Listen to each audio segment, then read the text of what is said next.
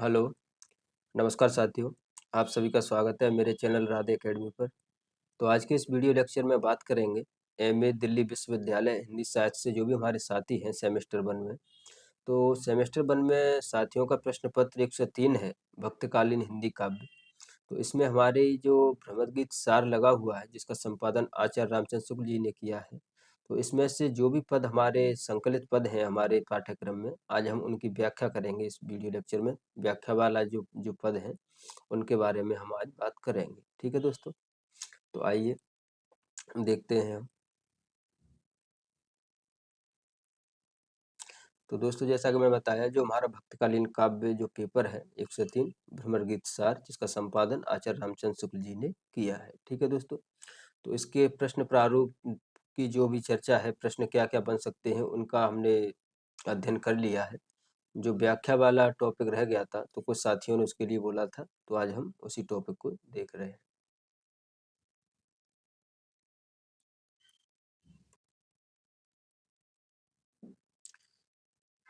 तो साथियों, इन पदों को समझने के लिए सबसे पहले आपको सूरदास के बारे में, उनकी भक्ति के बारे में और जो साधना पद्धति होती है उसके बारे में, और सूरदास का दर्शन क्या है, वो किस विचारधारा पर काम करते हैं या किस विचारधारा को लेकर चलते हैं, उन्होंने किसको अपना गुरु माना है, इन सब बातों को जानना बहुत जरूरी है, तभी ये पद आपके समझ और अच्छे से आएंगे।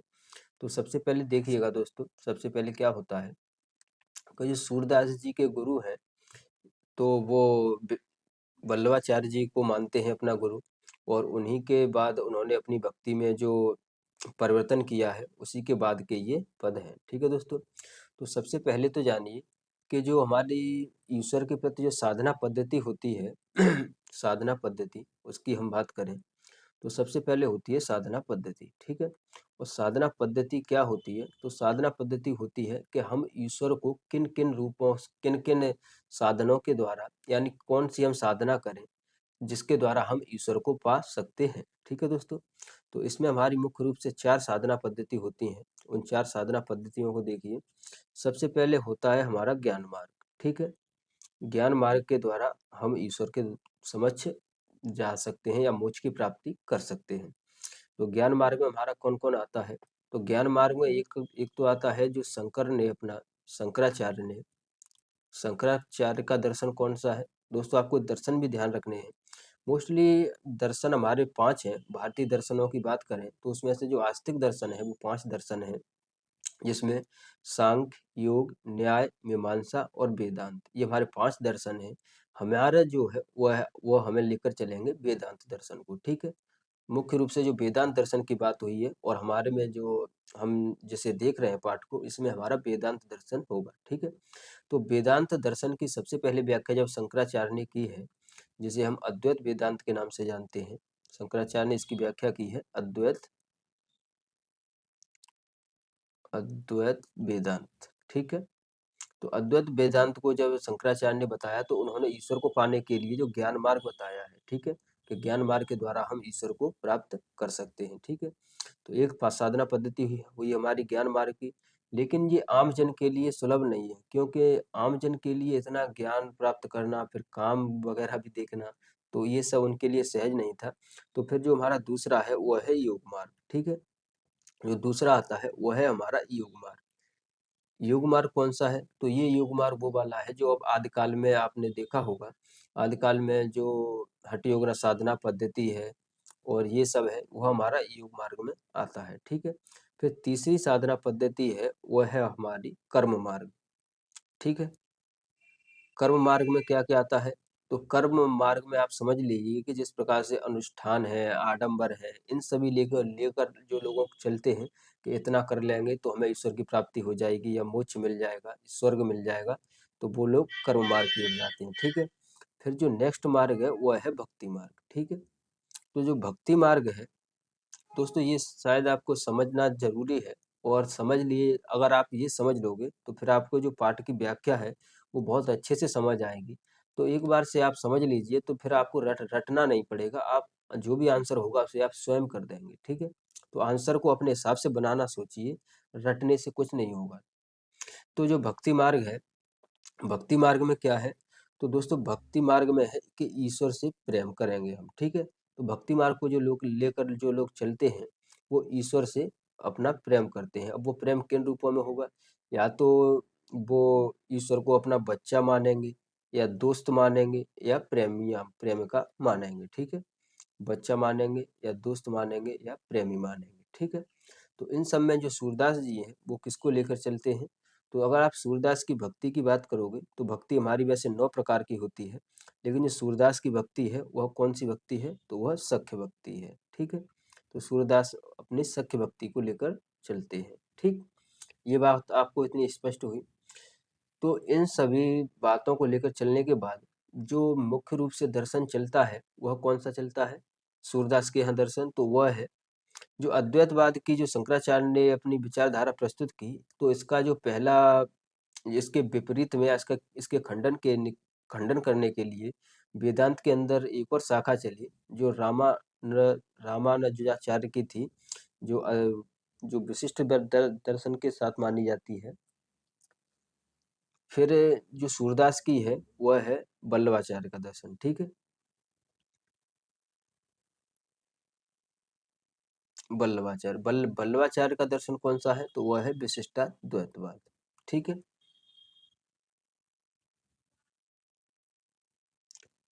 विशिष्टाद्वैतवाद का क्या है दोस्तों? तो विशिष्टाद्वैतवाद में समझिए, विशिष्टाद्वैतवाद में ईश्वर को निराकार नहीं माना जाता है, ईश्वर का सगुण निर्गुण जो सगुण रूप है वह लिया जाता है, ठीक है? लेकिन जो शंकराचार्य का अद्वैतवाद है, इसमें ईश्वर को निर्गुण लिया जाता है। इन दोनों में मुख्य रूप से पहली विशेषता या अंतर है वह यह है, शंकराचार्य के अद्वैतवाद में निर्गुण रूप लिया जाता है और विशिष्टाद्वैतवाद में सगुण रूप लिया जाता है, ठीक है? तो मुख्य रूप से इस पाठ में भ्रमर गीत सार में जो सूरदास जी ने किया है, वह क्या किया है? तो शंकराचार्य का जो अद्वैतवाद दर्शन है, उसके उपासक कौन है? तो उसके उपासक हैं शंकराचार्य के अद्वैतवाद के, वो है उद्धव। और जो गोपियां हैं, उसमें जो सूरदास हैं, वो गोपियों की तरफ से हैं, और उनका दर्शन कौन सा है? तो वह है विशिष्टाद्वैतवाद। तो यहाँ पर ये गोपियां आएंगी, और गोपियों ने ईश्वर के सगुण रूप को लेकर चली है, ठीक है दोस्तों? इतनी बात आपको समझ आई। अब हम देखते हैं अपने पदों को, ठीक है? अब आपको पदों को समझना बेहद आसान होगा, कि जो हमारे उद्धव जी आते हैं, गोपियों को समझाते हैं, तो उसमें वो इन्हीं बातों का खंडन करती हैं गोपियां, ठीक है? तो चलिए अब हम देखते हैं।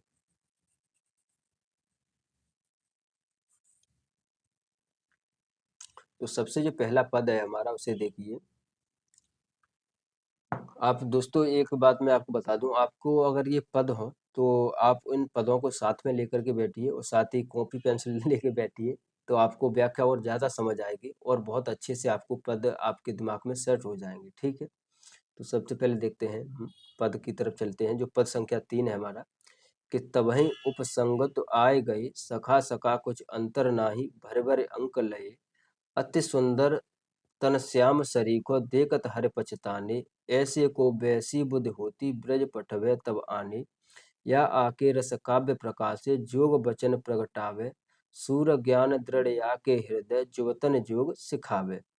तो ये पद उस समय का है जब श्री कृष्ण अपने नंदगांव की याद में बैठे हुए हैं, साथ में अपने जो गोपी हैं, सखा हैं, माँ यशोदा है, इन सब की उन्हें याद आ रही है, और उन्हें बहुत याद आती है। तो प्रसंग देख लीजिएगा, प्रसंग क्या है, कि गोपियों की याद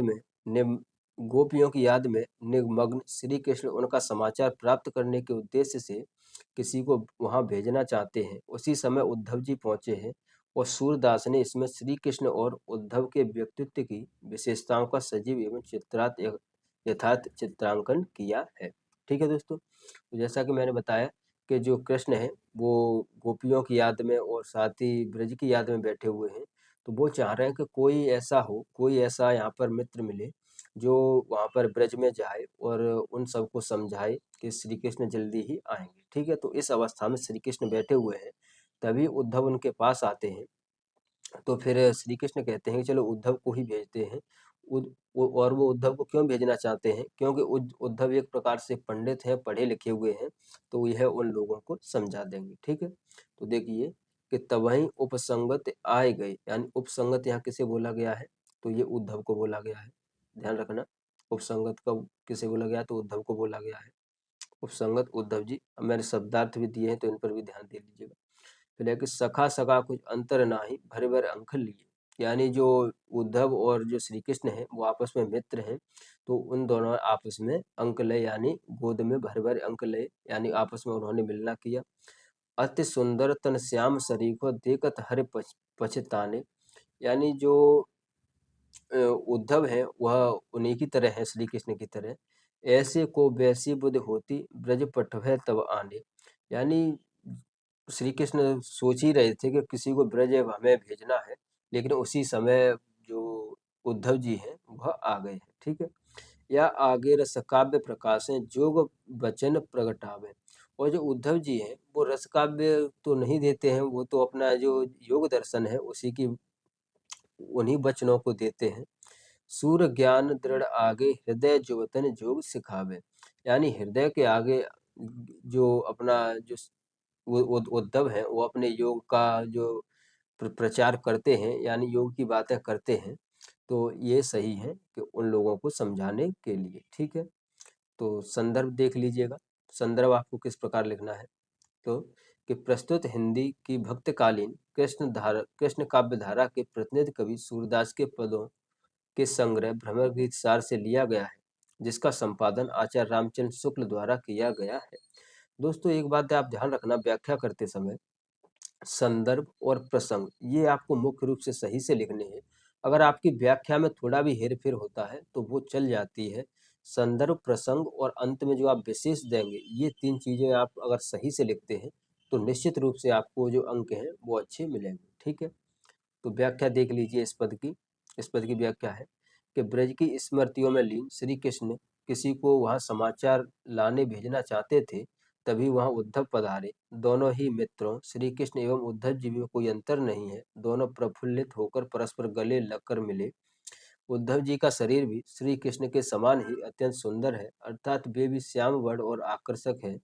दोनों में ही अंतर है कि जहाँ श्री कृष्ण का हृदय गोपियों के प्रेम भक्ति भाव से भरपूर है, वहीं उद्धव जी शुष्क ज्ञान एवं योग में डूबे हुए हैं। जहाँ उनके लिए प्रेम एवं भक्ति का कोई महत्व नहीं है, श्री कृष्ण को पश्चाताप होने लगता है कि यदि इन्हें इस आकर्षण शरीर के साथ प्रेम एवं भक्ति युक्त हृदय भी प्राप्त होता तो बड़ा ही अच्छा होता। श्री कृष्ण सोचते हैं कि इनके लिए यही अच्छा होगा कि इन्हें प्रेम एवं भक्ति का पाठ पढ़ने हेतु गोपियों के पास ब्रज भेज दिया जाए, तब इनके आकर्षक शरीर के साथ इनका हृदय भी प्रेममय हो जाएगा। अभी तो यह स्थिति है कि इनके सामने रसात्मक काव्य की प्रस्तुति करने पर ये अपने शुष्क दर्शन एवं जटिल योग शास्त्र का वर्णन करने लगते हैं। इनके हृदय में ज्ञान की दृढ़ता ऐसी है कि यदि गोपियों के पास भेज दिया जाए तो ये उन्हें भी ज्ञान एवं योग की शिक्षा देने लगेंगे। कवि का तात्पर्य यह है कि ज्ञान को ही श्रेष्ठ मानने वाले उद्धव को प्रेम एवं भक्ति के महत्व का भी पता चलेगा। अब इन पंक्तियों का विशेष क्या है तो उसे देख लीजिए। एक मिनट दोस्तों। दरअसल मुझे भी इस पीडीएफ को मैंने अपना प्रिंट आउट कर रखा है, तो उसी में मैंने कुछ अपना पढ़ा पहले, तो वो देख रखा है, तो उसी को मैं साथ साथ लेके चलूंगा। तो दोस्तों इनमें जो विशेष है इन पंक्तियों में उसे देखिए विशेष क्या है। इन पंक्तियों में आप विशेष के रूप में देख सकते हैं कि इन पंक्तियों में गोपियों की भक्ति एवं अगाध प्रेम की अभिव्यक्ति हुई है। इस पद के माध्यम से सूरदास ने सगुण एवं निर्गुण भक्ति के द्वंद्व को व्यक्त किया है। मैत्री भाव की सुंदर अभिव्यक्ति है। कृष्ण एवं उद्धव के व्यक्तित्व की विशेषताओं का सजीव एवं यथार्थ चित्रण हुआ है। ब्रज भाषा का कुशल प्रयोग दिखाई दे रहा है। दोस्तों जरूरी नहीं कि आप विशेष में यही बिंदु रखें। आप एग्जाम टाइम पे आपको जो भी पद दिया हो उसमें आपको जो भी समझ आ रहा हो वह आप विशेष एक हेडिंग लगाकर 4 से 5 बिंदु लिख दीजिए, इससे आपका आंसर और अच्छा हो जाता है। ठीक है दोस्तों। अब हम नेक्स्ट अपना पद है उसको देखें। तो नेक्स्ट पद है कि हर गोकुल की रीत चलाई, सनहु उपनसंग तुम मोहि न बिसरत ब्रजवासी सुखदाई। यह चित होत जाऊं मैं अभई, यहाँ नहीं मन लागत। गोप सो ग्वाल गाय बन चारत, अथ दुख पायो त्यागत। कहाँ माखन छोरी कहाँ जसमत, पुव जैव कर प्रेम। सूर श्याम के बचन सहित सुन, व्यापत आपन नेम। ठीक है। तो हर गोकुल की प्रीत चलाई। यानी जब दोनों मित्र बैठ गए हैं तो हर यानी श्री कृष्ण ने अपने जो गोकुल है वहाँ की जो प्रीत है, जो गोकुल की उन्हें स्मृति आ रही है, गोकुल की जो उन्हें याद आ रही है, तो उन स्मृतियों की याद करके वह उनसे प्रीत से जो उन्हें की लगी हुई है, तो उसी को वो उद्धव के सामने बता रहे हैं और कहते हैं कि सुनहि उपसंगत मोहिन बिसरत ब्रजवासी सुखदाई। यानी वो उद्धव से कह रहे हैं कि हे उद्धव, मुझे ब्रज ब्रज में वास करना ही सुखदाई लगता है, यहाँ मुझे अच्छा नहीं लगता। यह चित्त होत जाऊं मैं अबहि, यहाँ नहीं मन लागत। यानी अगर मेरे चित्त में हो, अगर मेरे हाथ में हो यह कि मैं अभी वहां पर चला जाऊं, तो मैं अभी ही वहां पर चला जाऊंगा, क्योंकि मेरा मन यहाँ पर नहीं लगता है। गोप सुग्याल गाय बन चारत, अति सुख पायो त्यागत, अति दुख पायो त्यागत। यानी जो गोप वहां पर जो ब्रज में मैं गोप गोप जो ग्वाला और गोप है उनके साथ में गाय चराने जाता था वन में, तो वही मुझे अति सुखकर लगता है, उसको त्यागना मेरे लिए दुख ही है। ठीक है। कहाँ माखन चोरी, कहाँ जसुमत पुत्र जैव करे प्रेम। यानी कहाँ वो माखन चोरी करना, कहाँ वो जसुमती मैया का पुत्र जैव, यानी पुत्र जैव का मतलब है यहाँ पे, इसका अर्थ है कि वो कहती थी कि बेटा खाना खा ले, कहाँ ये बात है। और कहाँ सूर्य श्याम के बचन सहित सुन व्यापत आपन प्रेम। और वो कहते हैं कि सूरदास ये तखल्लुस है और कहते हैं कि मुझे वही प्रेम अच्छा लगता है, और यानी मुझे ब्रजवास से ही प्रेम है। ठीक है दोस्तों, तो प्रसंग देख लीजिए इस पद का कि ब्रज की स्मृति में डूबे श्री कृष्ण उद्धव के आगमन पर गोकुल के प्रेम की सरस बातें करने लगे। उद्धव जी ने इन बातों का तनिक भी प्रभाव नहीं पड़ा, वे अपने ज्ञान की बातों में ही मग्न रहे। और व्याख्या देख लीजिए कि श्री कृष्ण के परम मित्र ज्ञान मार्गी उद्धव जी के आने पर उन्होंने ब्रजवासियों की प्रीति की चर्चा की। उन्होंने उद्धव जी से कहा कि मुझे सुख प्रदान करने वाले ब्रजवासी बुलाने से भी नहीं भूलते। अतीत की वे सुखद स्मृतियां बार बार ध्यान ब्रज के प्रेम एवं सहृदयता की ओर खींचती रहती हैं। अब तो यहाँ मेरा मन भी नहीं लगता, यही अच्छा होता है कि मैं अभी वहां चला जाऊं। ब्रज में रहते हुए मैं गोप ग्वालों के साथ वन में गाय चराने जाया करता था। वन जीवन की शांति एवं मित्रों के साथ मुझे अपार खुशी मिलती थी। इसी कारण मुझे उनसे बिछड़ने पर अत्यंत पीड़ा हुई थी। अब तो यह सुख स्वप्न मात्र बनकर रह गए हैं। माखन चोरी का वह अद्भुत आनंद, यहाँ माता यशोदा का वह वात्सल्य एवं स्नेह भी कहाँ मिलेगा, जो बड़े प्यार से कहती थी, हे पुत्र भोजन कर लो। श्री कृष्ण के मधुर वचनों को सुनकर भी उद्धव जी का मन तनिक भी प्रभावित नहीं हुआ। सूरदास कहते हैं कि उद्धव तब भी अपने ज्ञान एवं युग के माया में ही उलझे रहे। ठीक है। इस पद के विशेष को देखिए तो बाल्यावस्था की मधुर स्मृति का चित्रण है, वात्सल्य भाव की मार्मिक अभिव्यक्ति है। सूरदास ने इस पद के माध्यम से परिस्थितियों की विषमता का वास्तविक चित्रण किया है। और वो परिस्थितियों की विषमता क्या है कि एक तरफ मथुरा में भी रहना है, यहाँ पर भी देखना है, और एक तरफ जो उनका मन ब्रज में अटका हुआ है, उन दोनों का द्वंद्व इसमें दिखाया गया है। ठीक है। वृंदावन की नैसर्गिक छटा एवं प्राकृतिक सौंदर्य का वर्णन करने में कवि सफल हुआ है। साथ ही प्रेम में त्याग निष्ठा एवं आत्मोत्सर्ग की वृत्ति का प्रतिपादन हुआ है। ठीक है। अब जो नेक्स्ट पद है 7 नंबर, उसे देखिए कि उद्धव यह मन निश्चित जानो, मन क्रम वचन में तुम्हें पठावत ब्रज को तुरंत पठानो। पूरन ब्रह्म सकल अविनाशी ताके तुम हो ज्ञाता। रेखा न रूप जाति कुल नाही, जाके नहीं पितु मात। यह मत दे गोपिन कभु आवो, बिरह नदी में भासते। सूर तुरत यह जाय कहाँ तुम, ब्रह्म बिना नहीं आसते। यानी अब जो श्री कृष्ण है वो प्रसंग देख लीजिए कि श्री कृष्ण ब्रजवासियों का समाचार जानने के लिए उद्धव जी को ब्रज भेज रहे हैं। इससे वियोग में पीड़ित ब्रजवासियों को थोड़ा धैर्य मिलेगा। दूसरी ओर उद्धव जी को प्रेम रस का महत्व ज्ञात होगा। यानी जो श्री कृष्ण है तो वो उद्धव से कहते हैं कि आप एक काम करिए, मेरा समाचार लेके एक बार ब्रज को चले जाइए, तो इससे जो ब्रजवासी जो विरह में डूबे हुए हैं, यानी उनकी जो विरह दशा है, उससे उन्हें कुछ आराम मिलेगा। ठीक है। तो देखिए पद को कि उद्धव यह मन निश्चय जानो, कि हे उद्धव ये मत मेरा निश्चय है, मन मन क्रम वचन में तुम्हें पठावत ब्रज को तुरंत पठानो। यानी मैं मन वचन से कह रहा हूँ कि आप एक बार ब्रज में चले जाइए। पूरन ब्रह्म सकल अविनाशी ताके तुम हो ग्राता, यानी पूरन ब्रह्म सकल अविनाशी, यानी जो ब्रह्म है जो पूर्ण है, और जो सकल यानी सकल का मतलब है अविनाशी, जिसका आपको सकल यानी निर्गुण से देख लीजिए, सकल निर्गुण, जिसके तुम ज्ञाता हो, यानी निर्गुण के तुम ज्ञाता हो, जिसका रेख न रूप जाति कुल नाही जाके नहीं पितुमाता, यानी जो निर्गुण है, उस जिस निर्गुण की तुम उपासना करते हो, न उसका रेख यानी न उसका रूप है, न रीत है, न जात है, न कुल है, न उसके माता पिता हैं। यह मत दे गोपिन कहु आवो बिरह नदी में बासत, यानी यह बातें जब आप अपने निर्गुण ब्रह्म की जब बातें तुम अपने गोपियों को और वहाँ के ब्रजवासियों को बताओगे, तो जो बिरह नदी में वो अभी है, तो उससे उन्हें कुछ शांति मिलेगी। ठीक है। सूर तुरत यह जाय कहाँ, तो ब्रह्मा बिना नहीं आसत, यानी वो कहते हैं कि आप यह उन्हें बता दीजिएगा। तो व्याख्या देखिए कि श्री कृष्ण कहते हैं, हे उद्धव, तुम मेरा यह निश्चय मत अपने मन में जान लो कि मैं तुम्हें सच्चे मन वचन और कर्म से ब्रज भेज रहा हूँ। बहुत दिनों से ब्रजवासियों का समाचार नहीं मिला और उनका समाचार लाने हेतु तुम सबसे उपयुक्त व्यक्ति हो। अतः तुम शीघ्र ब्रज के लिए प्रस्थान करो। तुम तो उस ब्रह्म के ज्ञाता हो जो पूर्ण है, अखंड है और अविनाशी है। तुम ऐसे ब्रह्म को जानते हो जिसका कोई रूप या आकार नहीं है, जो किसी जात या कुल से संबंधित नहीं है और जिसके माता पिता नहीं है, अर्थात वह ब्रह्म जो निराकार निर्विकार एवं गुणातीत है। ऐसे ब्रह्म का मर्म तुम उन गोपियों को समझा आओ जो अज्ञान में विरह रूपी नदी में डूब रही है।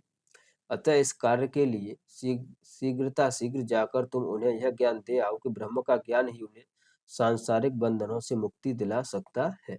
ठीक है। तो ये हमारी इस पद की व्याख्या है। अब नेक्स्ट देखिए विशेष। तो विशेष, एक मिनट दोस्तों।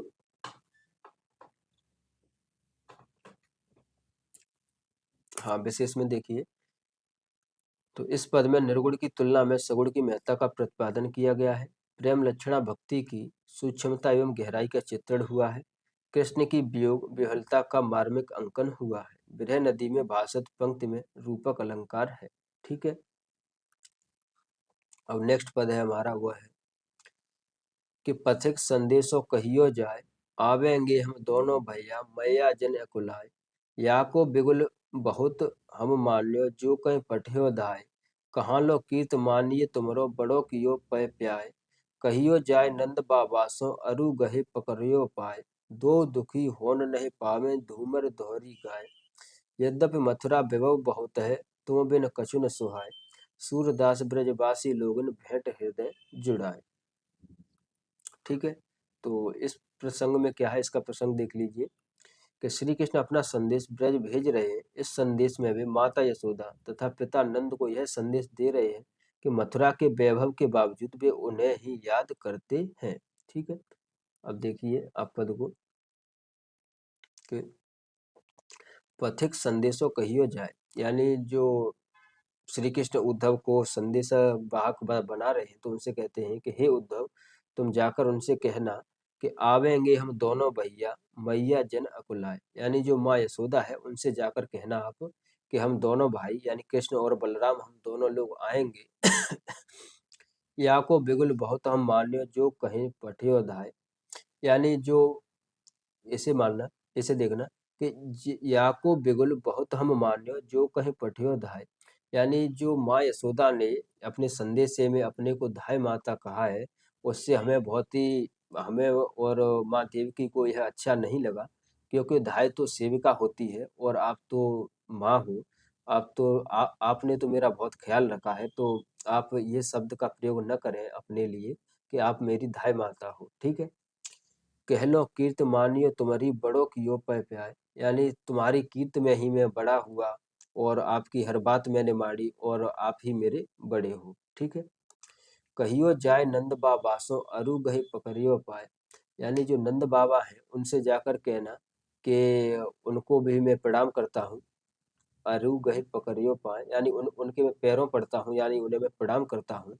दो दुखी होय नहीं पावे धूमर धोरी गाय, यानी नंद बाबा से जाकर कहना कि उनको सबसे पहले मैं प्रणाम करता हूँ और साथ ही वो दुखी न हो, और उनके साथ ही जो मेरी गायें हैं एक धूमर धूमर का मतलब होता है दोस्तों श्याम।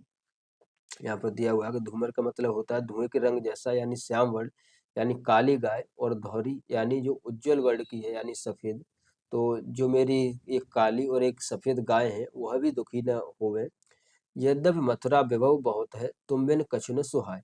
यानी वैसे तो मथुरा में बहुत वैभव है, बहुत सही है मथुरा नगरी, लेकिन तुम बिन कुछ भी अच्छा नहीं लगता है। ठीक है। सूरदास ब्रजवासी लोगन भेंट हृदय जुड़ाए। यानी जो मेरी जो ब्रजवासियों से भेंट है वो जल्दी ही होगी। देखिए कि ब्रज लाने के लिए तैयार उद्धव को श्री कृष्ण अपना संदेशा देते हुए कहते हैं कि हे पथिक, तुम हमारा यह संदेश जाकर देना कि हम दोनों भाई बलराम और मैं शीघ्र आएंगे, अतः माता यशोदा व्याकुल न हो। यह भी कहना कि उन्होंने देवकी के पास जो संदेशा भेजा है उसमें अपने को दाय माना है, उनके इस दाय के प्रयोग से हम अपार कष्ट हुआ है हमें। तो परम पूज्य माता और धाय जो सेविका का बोधक है उनको कहना कि उन्होंने तो बड़ी कृपा की है, हमें दूध पिलाकर बड़ा किया है, उनके यश का गुणगान करना संभव नहीं। श्री कृष्ण माता यशोदा को संदेश भेजते हैं कि वे तो उनकी माता हैं और माँ का स्थान सबसे ऊंचा होता है। ठीक है। आगे की पंक्तियां हैं कि हे माधव, तुम नंद बाबा के पांव पकड़कर उन्हें हमारी ओर से कहना कि हमारी दोनों गायें श्याम और धवल दुखी न हो पाए, उन्हें किसी प्रकार का कष्ट न हो। हालांकि मथुरा में ऐश्वर्य और वैभव की कमी नहीं है, परंतु तुम्हारे बिना किसी भी अच्छा नहीं लगता, कुछ भी अच्छा नहीं लगता। हमारा हृदय तो ब्रजवासियों से जुड़ गया है, अतः उनसे मिलकर ही मुझे सच्ची खुशी मिल सकती है। ठीक है। तो इसमें देखिए विशेष में क्या है कि भारतीय संस्कृति में निहित माता पिता के प्रति पूज्य भाव की अभिव्यक्ति इस पद में हुई है। वात्सल्य वियोग की अनुभूतिपूर्ण अभिव्यक्ति इस पद में हुई है।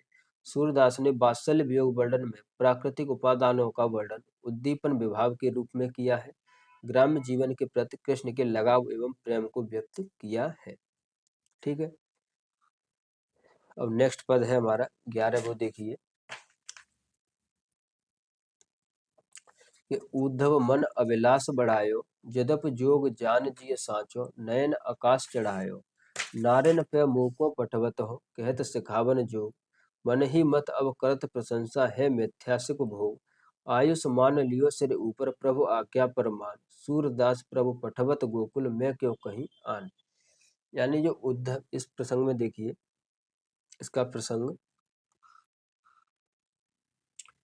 प्रसंग इसमें नहीं दिया है, ऐसे ही देखिए इसका प्रसंग है कि उद्धव को जब यह पता चल गया है कि श्री कृष्ण मुझे ब्रजवास भेज रहे हैं और उन्हें उन लोगों के लिए मुझे जो जो लोग सगुण रूप की जो कृष्ण की उपासना करते हैं उन लोगों को मैं जाकर अपना जो योग मार्ग है वो बताऊंगा, योग का ज्ञान दूंगा, तो वो निश्चित ही इस बात को सुनकर उद्धव बहुत ही अपने आप को ऊंचा समझ रहे हैं। तो उद्धव मन अभिलाष बढ़ाए हो, यानी जो उद्धव का मन है वह बहुत ही ऊंचा हो गया है, अब यानी उनकी जो इच्छा है वो और भी बढ़ रही है। जदपत जोग जान जिय सांचो, नयन आकाश चढ़ायो। यानी जद जदपत का मतलब श्री कृष्ण है, जदपत का मतलब कृष्ण से है, श्री कृष्ण से, कि श्री कृष्ण ने मेरे युग को भी सांचा मान लिया है। यानी जब कृष्ण ने ही मेरे युग को सांचा मान लिया है तो इस बात से यदुपथ जोग जान जिय सांचो, नयन आकाश चढ़ायो। यानी इस बात को सोचकर जो उद्धव है उनके नयन और बढ़ गए हैं। नारन पे मोको पटवत हो, कहत सिखावन जोग। यानी जो ब्रजवास की जो नारी है यानी जो गोपियां हैं उनको पढ़ाने के लिए, योग को पढ़ाने के लिए मुझे भेज रहे हैं। मन ही मत अब करत प्रशंसा है मिथ्या सुख भोग। यानी और वो उद्धव है वो सोच रहे हैं कि जो मन ही मत अब करत प्रशंसा मिथ्या सुख भोग। यानी जो मिथ्या है, जो सुख भोग है, इन ये यह सब मिथ्या है, इन सब की प्रशंसा अच्छी नहीं है। आयुष मान लियो सिर ऊपर, आयुष मान लियो सिर ऊपर, प्रभु आज्ञा परमान। यानी उन्होंने अपना सर आकाश की ओर किया हुआ है, यानी जो उद्धव है वो आकाश की ओर सिर देखकर कह रहे हैं कि मेरा युग मार्ग ही सच्चा है। सूरदास प्रभु पठवत गोकुल, में क्यों कहे आन। और सूरदास जी कहते हैं कि जो उद्धव है वह गोकुल के लिए जाने लगते हैं। ठीक है। तो व्याख्या देखिए कि श्री कृष्ण के भाव से अवगत होकर उद्धव जी अपने मन में आनंद की अभिलाषा बढ़ाने लगे। अर्थ यह है कि उद्धव जी को अपने ज्ञान की महिमा का आभास हुआ, जिससे वे बड़े प्रश्न हुए। श्री कृष्ण द्वारा योग मार्ग की प्रशंसा को सत्य समझकर वे गर्व से आकाश की ओर देखने लगे। उद्धव जी को लगने लगा कि उनका ज्ञान एवं योग ही सच्चा है, तभी तो श्री कृष्ण उन्हें गोपियों को इसकी शिक्षा देने के लिए ब्रज भेज रहे हैं। अब वे मन ही मन इस बात की प्रशंसा करने लगे कि श्री कृष्ण को भी अंततः सांसारिक सुख को मिथ्या मानना ही पड़ा। श्री कृष्ण उनके सखा और स्वामी दोनों ही हैं, अतः उन्होंने प्रभु की आज्ञा को शिरोधार्य कर लिया। उद्धव जी सोचते हैं कि जब स्वयं श्री कृष्ण उन्हें गोकुल भेजना चाहते हैं, जिससे मैं गोपियों को ज्ञान की शिक्षा प्रदान करूं, तो फिर मैं श्री कृष्ण से कोई अन्य बात क्यों कहूं, अर्थात उनकी आज्ञा के अनुरूप ब्रज के लिए प्रस्थान करूं। तो विशेष में देखिए कि प्रस्तुत पद के माध्यम से सूरदास ने सगुण निर्गुण द्वंद्व की पृष्ठभूमि तैयार की है। कथन की वक्रता एवं अभिव्यंजना का अनूठा प्रयोग किया है। मुहावरे का प्रयोग भाषा की प्राणवता को अभिव्यक्त करता है। ठीक है। और हमारा जो नेक्स्ट पद है वह 16 पद है, तो उसे देखिए। तो 16वां पद है वह क्या है कि कहाँ कहाँ ते आए हो, यानी अब इस जो हमारा 16वां पद है, अब यहाँ पर जो उद्धव है वह ब्रज में चले गए, ब्रज में पहुंच गए हैं। तो जैसे ही ब्रजवासियों ने गोपियों ने देखा कि यह कौन आया है, तो उसी का अनुमान करती हुई वो कहती हैं कि कहाँ कहाँ ते आए हो, जानत हो अनुमान मनो तुम जादव नाथ पठाए हो, वैसे ही बरन बसन पुन वैसे ही तन भूषण सज्जाए हो, सरबस ले सब संग सिधारे अब का पर परिहाय हो, सनहु मदप एके मन सबको सो तो वहां ले छाए हो, मधुबन की माननी मनोहर ताहो जाहो जय भाई हो, अवय कौन सयानप ब्रज पर का कारण उठ धाये हो, सूर जहाँ लो श्याम गात है जान भले कर पाए हो। ठीक है। तो इस पद में देखिए, इस पद का प्रसंग क्या है कि इस पद में गोपियां उद्धव जी के आने का प्रयोजन जानना चाहती हैं। गोपियों ने व्यंग द्वारा प्रश्न किया है कि उद्धव जी कहाँ से आए हैं और यहाँ आने का कारण क्या है।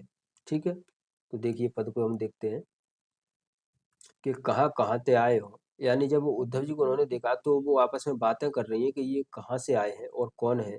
जानत हो अनुमान मनो तुम जादव नाथ पठाए हो, जादव नाथ श्री कृष्ण को बोला गया है कि वो अनुमान लगा रही है कि शायद ये श्री कृष्ण ने भेजे हैं, क्योंकि वैसे ही बरन बसन बुन बैसी तन भूषण सज्जाए हो, यानी वैसे ही बरन यानी वैसा ही शरीर, बसन पुन यानी वैसा ही आचरण, वैसा ही तन यानी सब कुछ श्री कृष्ण जैसा ही है, और तन भूषण सज्जाए हो यानी जो तन पर उन्होंने भूषण यानी जो आभूषण सजाए हुए हैं, आभूषण पहने हुए हैं, वह भी वैसे ही है। सर्वस्व ले सब तब संग से धारे अब का पर परिहाय हो, यानी सब कुछ तो श्री कृष्ण अपने साथ ही लेकर चले गए, अब तुम यहाँ पर क्यों आए हो। सनहु मधुप एक मन सबको सो तो वहां ले छाए हो, और वो मधुप यानी वो उद्धव, यहाँ पे मधुप उद्धव जी के लिए कहती हैं कि हे उद्धव, एक ही तो मन था, वो तो वहां पर वो लेकर चले गए, सब कुछ लेकर चले गए। मधुबन की माननी मनोहर ताहो जहाँ जहाँ भाई हो, यानी जो श्री कृष्ण सोचते हैं कि मधुबन की माननी, यानी ये जो कुब्जा है उसके लिए प्रयोग किया गया है कि जो कुब्जा है अब तो वो उसके ही मन को भा गए हैं। अब यह कौन सयानप ब्रज पर कारण उठ धाये हो, यानी अब कौन सा जो रह गया है, अब क्या कुछ ऐसा रह गया है जिसके लिए तुम फिर से ब्रज में आए हो। सूर जहाँ लो श्याम गात हैं जान भले कर पाए हो, यानी इसमें अभी क्या कोई चाल है कि ये फिर से आए हैं या कुछ लेने के लिए आए हैं। तो व्याख्या देखिए कि गोपियां उद्धव जी से कह रही हैं, हे उद्धव, यह तो कहिए कि आप कहाँ से आए हैं। हमें तो महसूस होता है कि आपको श्री कृष्ण ने ही भेजा है। आपका रंग और वस्त्र वैसा ही है जैसा श्री कृष्ण का है, आपने आभूषण भी वैसे ही सजा रखे हैं। कहने का तात्पर्य यह है कि इसी रूप रंग वाले श्री कृष्ण ने हमें एक बार ठगा है, तो क्या पुनः उसी वेशभूषा में फिर एक बार ठगने के लिए आप भेजे हो। श्री कृष्ण तो हमारा सर्वस्व लेकर चले गए, अब आप किसे ले जाने के लिए भेजे गए हो। अर्थात हमारा तो एक ही मन था जिसे लेकर श्री कृष्ण चले गए, फिर भला अब बचा ही क्या है जिसे लेने आपको भेजा है। हे भ्रमर उद्धव जी, सच तो यह है कि हमारे पास एक ही मन था जिसे लेकर श्री कृष्ण मथुरा में विराजमान हो गए। अब भला हम दूसरा मन कहाँ से लाएं। अतः अब यहाँ आपके आने का कोई प्रयोजन सिद्ध होने वाला नहीं है। आप मथुरा जाएं, जहाँ माननीय मनोहर अर्थात कुब्जा है। आप वहीं लौट जाओ जहाँ आपके प्रिय हों। अब यह कौन सी चतुराई है, क्या कारण है कि आप ब्रज में दौड़ चले आए। सूरदास कहते हैं कि गोपियां उद्धव जी से स्पष्ट कह देती हैं कि जितने भी श्याम शरीर वाले हैं उन्हें उन लोगों ने अच्छी तरह समझ लिया है, यह विश्वास करने योग्य नहीं है। यानी गोपियां उद्धव से कहती हैं कि जो भी श्याम रंग वाले यानी जो भी काले लोग हैं उन पर विश्वास नहीं किया जा सकता है। जैसे वो उदाहरण दे रही हैं, जैसे कृष्ण है, अक्रूर है, आप सभी झूठे एवं ठग हैं, आप हम कदापि विश्वास नहीं कर सकते। यानी जो एक बार अक्रूर जी आए थे जो हमसे कृष्ण जी को छीन कर ले गए और हमारा कृष्ण जी के साथ सब कुछ चला गया। अब उसी प्रकार आप भी आए हो उद्धव, तो आप क्या लेने आए हो, आप क्या चीज हमसे ठगने के लिए आए हो। तो इसमें विशेष में देखिए, इस पद में गोपियों के अटल प्रेम एवं भक्ति का चित्रण किया गया है। कुब्जा प्रसंग में सूरदास ने कथन की चातुरी और वचन विदग्धता का सुंदर प्रस्तुत किया है। कृष्ण उद्धव एवं अक्रूर के प्रति व्यंग्यात्मकता की कुशल नियोजना सूर ने की है। मुहावरे के प्रयोग से भाषा में प्राणवता का समावेश हुआ है। ठीक है। अब देखिए पद संख्या है हमारा 18, इसको देखिए।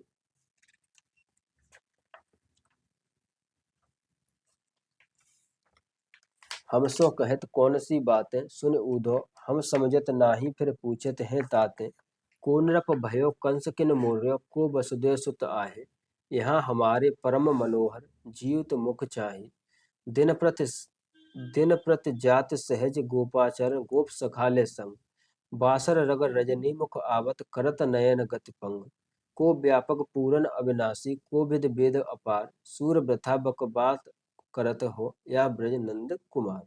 यानी इस प्रसंग में क्या है, इसका प्रसंग, तो प्रसंग देखिए कि गोपियां हैं वह उद्धव से कह रही हैं, उद्धव को मूर्ख बना रही हैं और कह रही हैं कि हे उद्धव, तुम किन कृष्ण की बात कर रहे हो, और कौन कृष्ण, कौन कंस, कौन तुम मथुरा की बात कर रहे हो, ये हमें नहीं पता। हमारे कृष्ण तो वो थे जो हमारे मन में बसे हुए हैं। वो रोज शाम वो रोज दिन में गाय चराने जाते हैं, शाम होते ही वो घर पे आते हैं, जिन्हें देखकर हमारा मन प्रसन्न हो जाता है। और हमें समझ नहीं आ रहा है कि आप किस कृष्ण और कंस की बात कर रहे हैं, वो हम नहीं समझ पा रहे हैं। ठीक है। तो सबसे पहले प्रसंग देख लीजिएगा कि इस पद में गोपियां श्री कृष्ण के प्रति अनजान बनकर उद्धव जी को बेवकूफ बना रही हैं। तो देखिए कि हम सो कहे तो कौन सी बातें सुने उद्धव, यानी हे उद्धव तुम हमसे कौन सी बातें कर रही हो, हमें नहीं पता। हम समझत नाही फिर पूछत हैं ताते, यानी हम समझ नहीं पा रही हैं, हम इसीलिए फिर से पूछ रही हैं। को नृप भयो कंस किन मार्यो, को वसुदेव सुत आहे। यानी कौन नृप भयो यानी कौन राजा हुआ, कौन कंस है जिसको किसने मारा है, कौन वसुदेव है, कौन वसुदेव के पुत्र हैं, इन्हें हम नहीं जानते। यानी वसुदेव के पुत्र यानी श्री कृष्ण कौन है, उन्हें हम नहीं जानते। यहाँ हमारे परम मनोहर जीजत है मुख चाही। यानी हमारे यहाँ तो जो श्री कृष्ण है वो रह रहे हैं, वो हमारे मन में बसे हुए हैं। जो दिन प्रति जात सहज गोचारण, गोप सखाले संग। यानी जो दिन प्रति जात सहज गोपाचरण, गोप सखाले संग। यानी जो दिन होते ही डेली यानी दिन प्रतिदिन यानी रोज सुबह श्री कृष्ण ने गोप सखाओं सखाओं को साथ लेके हुए, ग्वाल वालों को साथ लेके हुए गौचारण यानी गाय चराने के लिए सहज वन में जाते हैं। बासर गत रजनी मुख आवत, करत नयन अति गति पंग। यानी बासरन गत रजनी मुख, यानी शाम के समय वो आते हैं और उनके जो नयन है उनको हम देखते हैं। को व्यापक पूर्ण अविनाशी, को विद भेद अपार। और तुम किस जो व्यापक है, अविनाशी है, पूर्ण है, यानी कौन है जिसकी जो वेद अपार यानी जो वेद वेद अपार यानी जो वेद पुराणों में है, तुम किसकी चर्चा कर रहे हो। सूर वृथा बकवाद करत हो, या ब्रजनंद कुमार। यानी हे उद्धव तुम क्या बकवास कर रहे हो गोपियों के लिए। तो गोपियों ने बोल दिया है।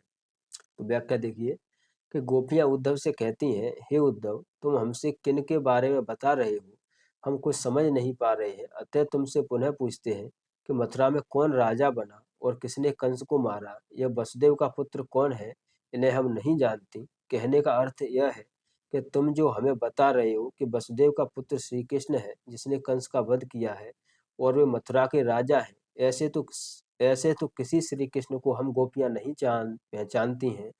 हमारे श्री कृष्ण तो यहीं विराजमान है और हम अपने मनोहारी श्री कृष्ण का नित्य दर्शन कर उनके मुख को देखकर जीवित रहती हैं। वे तो रोज ही अपने ग्वालों मित्रों के साथ सहज भाव से गायों को चराने जाते हैं और दिन बीत जाने पर शाम को समय लौटते हैं। उन्हें देखकर हमारी आंखें तो स्तब्ध रह जाती हैं। हम यह समझने में असमर्थ हैं कि कौन व्यापक, पूर्ण और अविनाशी है, कौन ब्रह्म और वेद से बढ़कर है। तुम व्यर्थ में ही बेकार की बातें कर रहे हो। इस ब्रज में तो नित्य श्री कृष्ण दिखते हैं। सूरदास के अनुसार गोपियां उद्धव से तर्क करती हैं कि जब उनका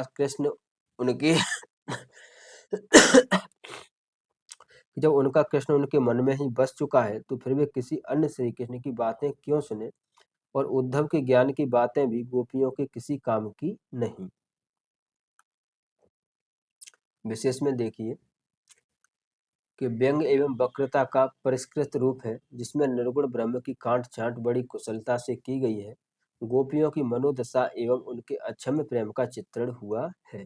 ठीक है, अब नेक्स्ट पद है हमारा 21, इसको देखिए कि गोकुल सभे गोपाल उदासी, जोग अंग साधत जे ऊधो ते सब बसत ईसपुर काशी।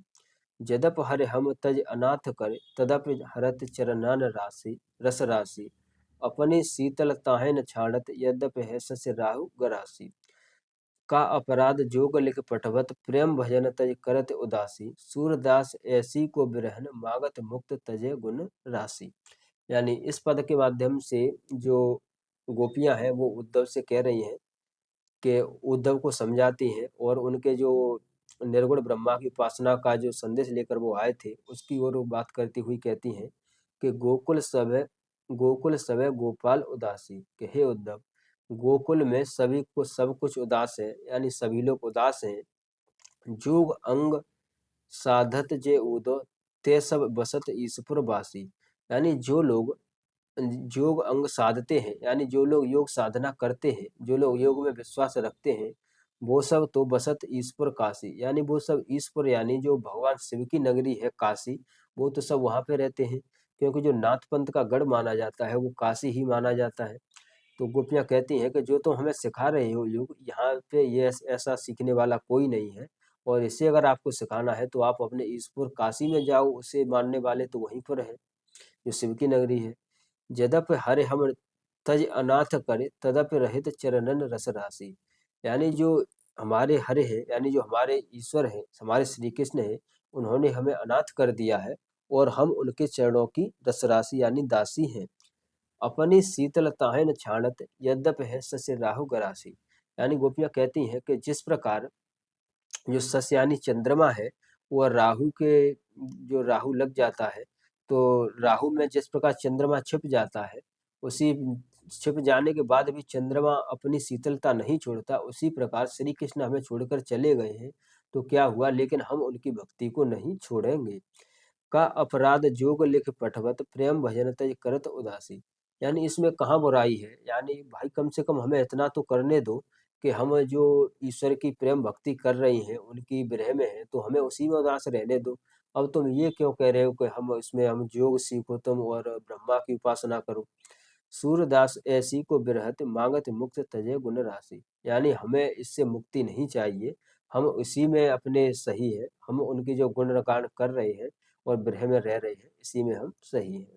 ठीक है, अब व्याख्या देख लीजिए आप कि गोपियां उद्धव से कह रही हैं, हे उद्धव, ब्रज ब्रज में तो सभी श्री कृष्ण के भक्त हैं, आप तो हमें अष्टांग योग की शिक्षा दे रहे हैं, जबकि अष्टांग योग के साधक तो शंकर की नगरी काशी में रहते हैं।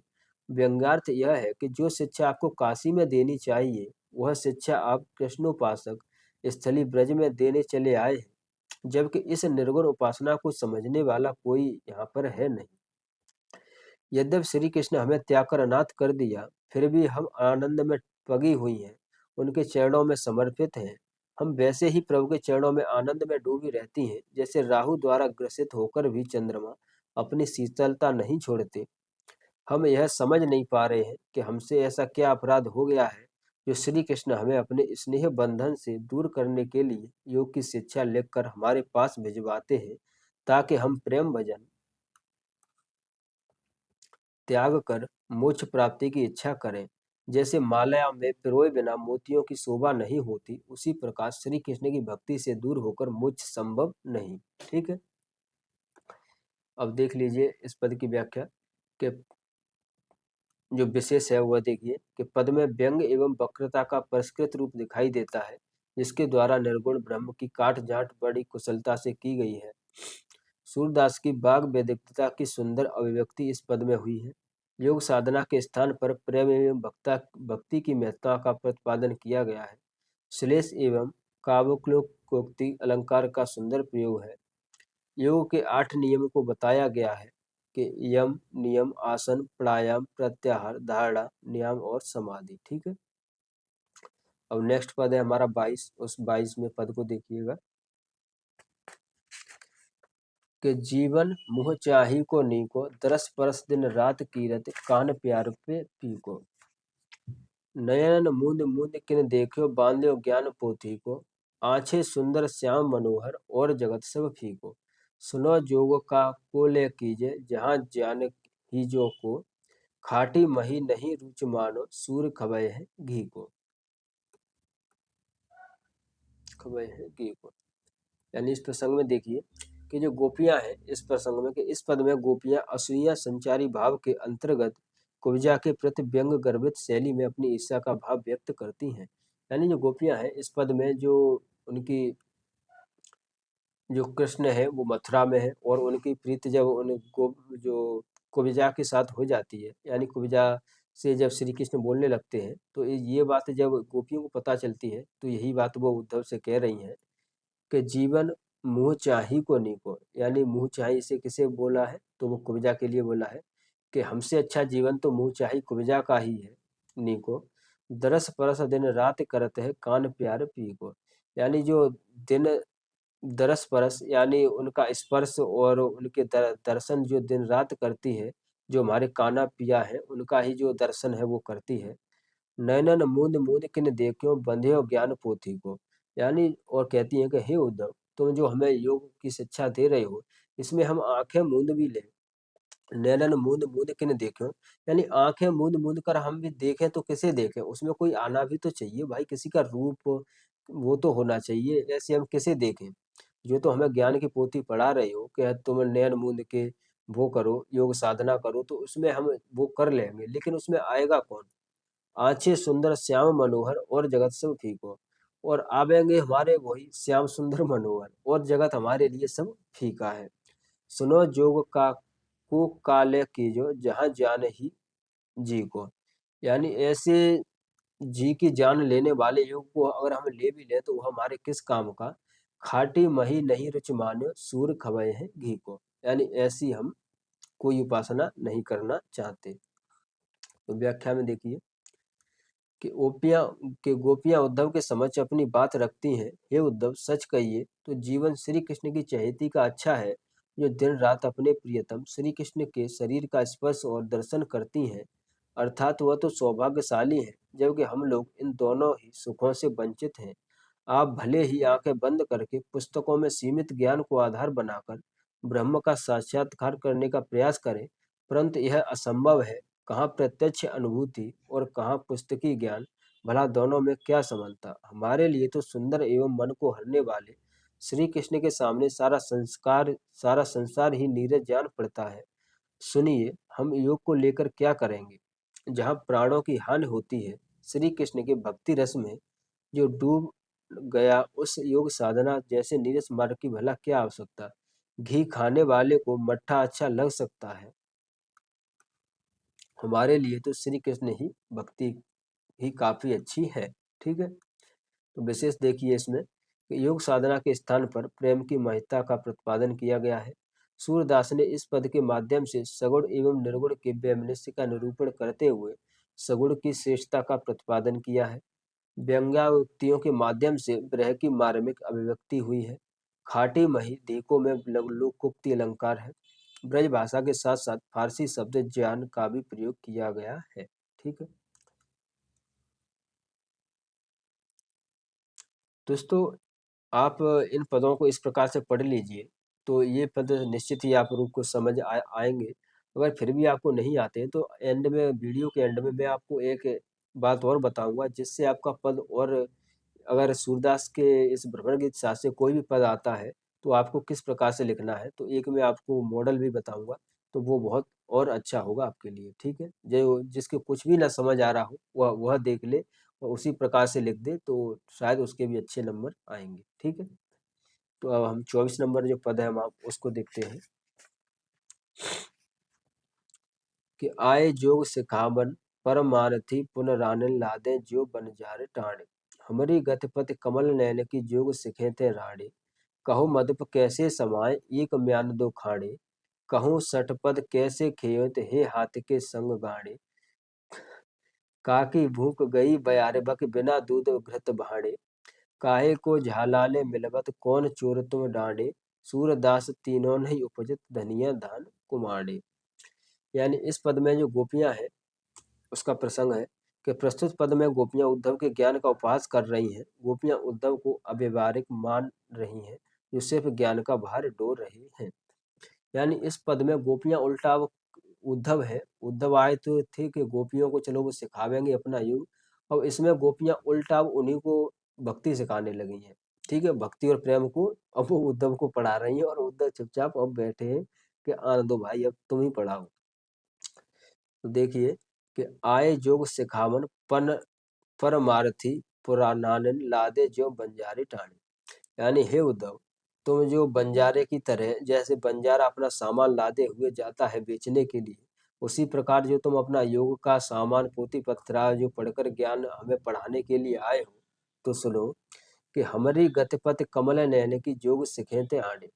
यानी जो तुम हमें सिखाना चाह रहे हो उसमें जो श्री कृष्ण है कमल नयन, यानी जो हमारे पति श्री कृष्ण है, वह हमारे बीच में आ रहे हैं, यानी वो बीच में पड़ रहे हैं।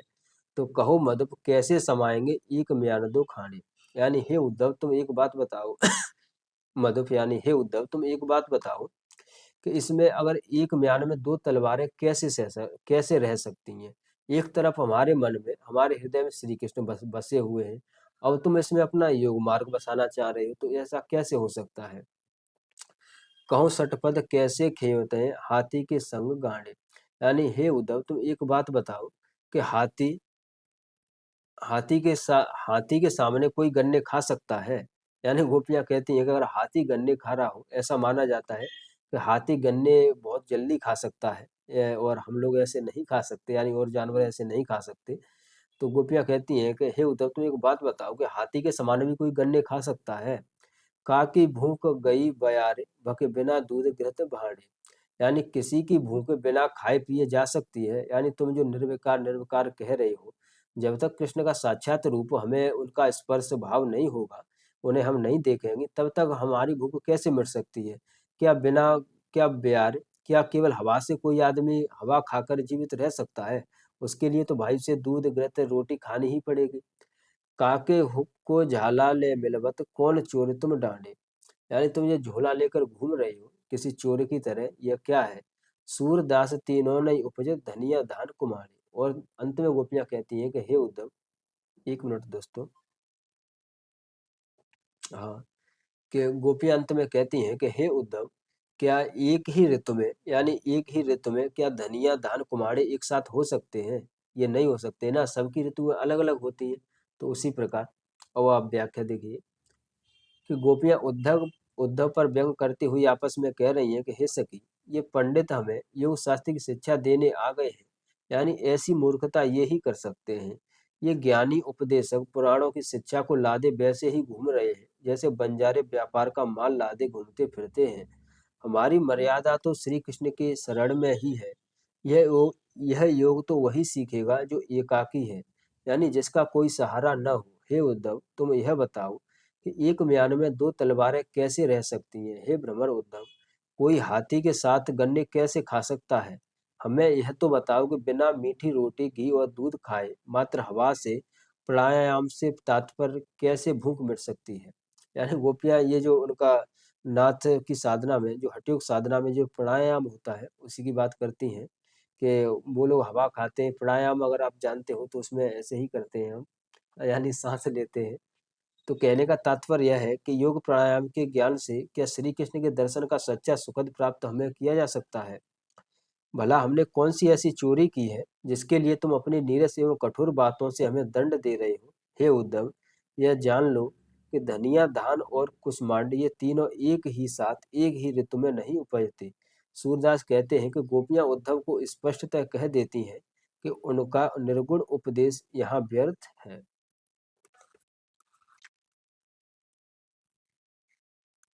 क्योंकि सगुण उपासना और निर्गुण उपासना एक साथ नहीं हो सकती। गोपियां तो सगुण भक्ति को समर्पित हैं, अतः उन पर निर्गुण ज्ञान का प्रभाव बिल्कुल नहीं पड़ने वाला।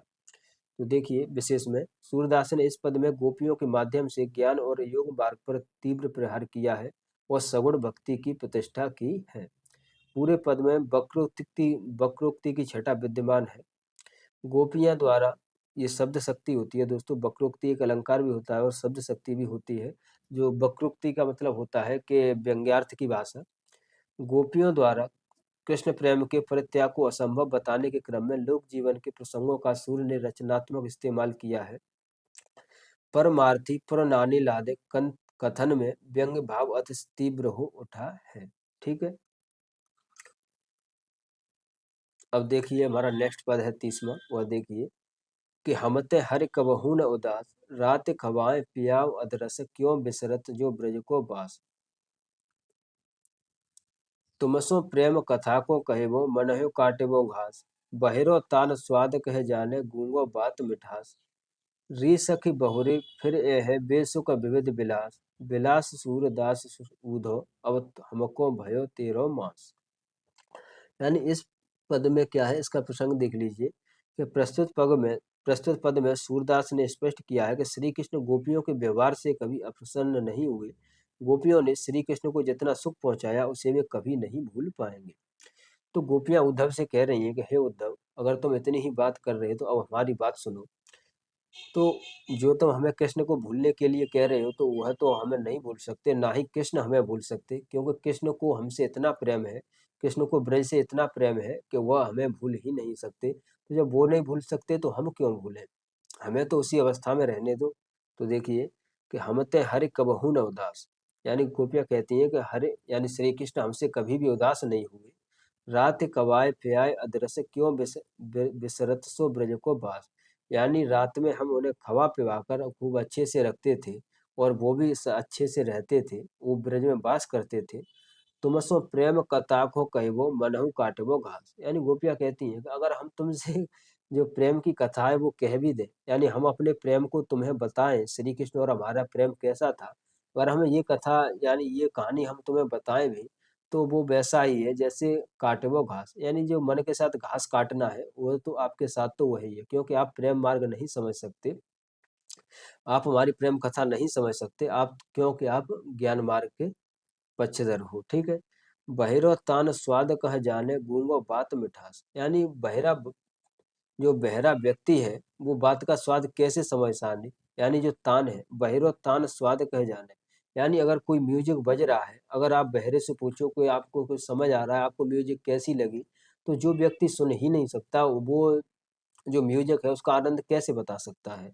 और जो गूंगा है वो बात मिठास, यानी जो गूंगा है वो बात की मिठास कैसे समझ सकता है। तो री सखी बहुरी फिर ये है बेसुख विविध बिलास, यानी हे सखी क्या वे दिन फिर भी आएंगे।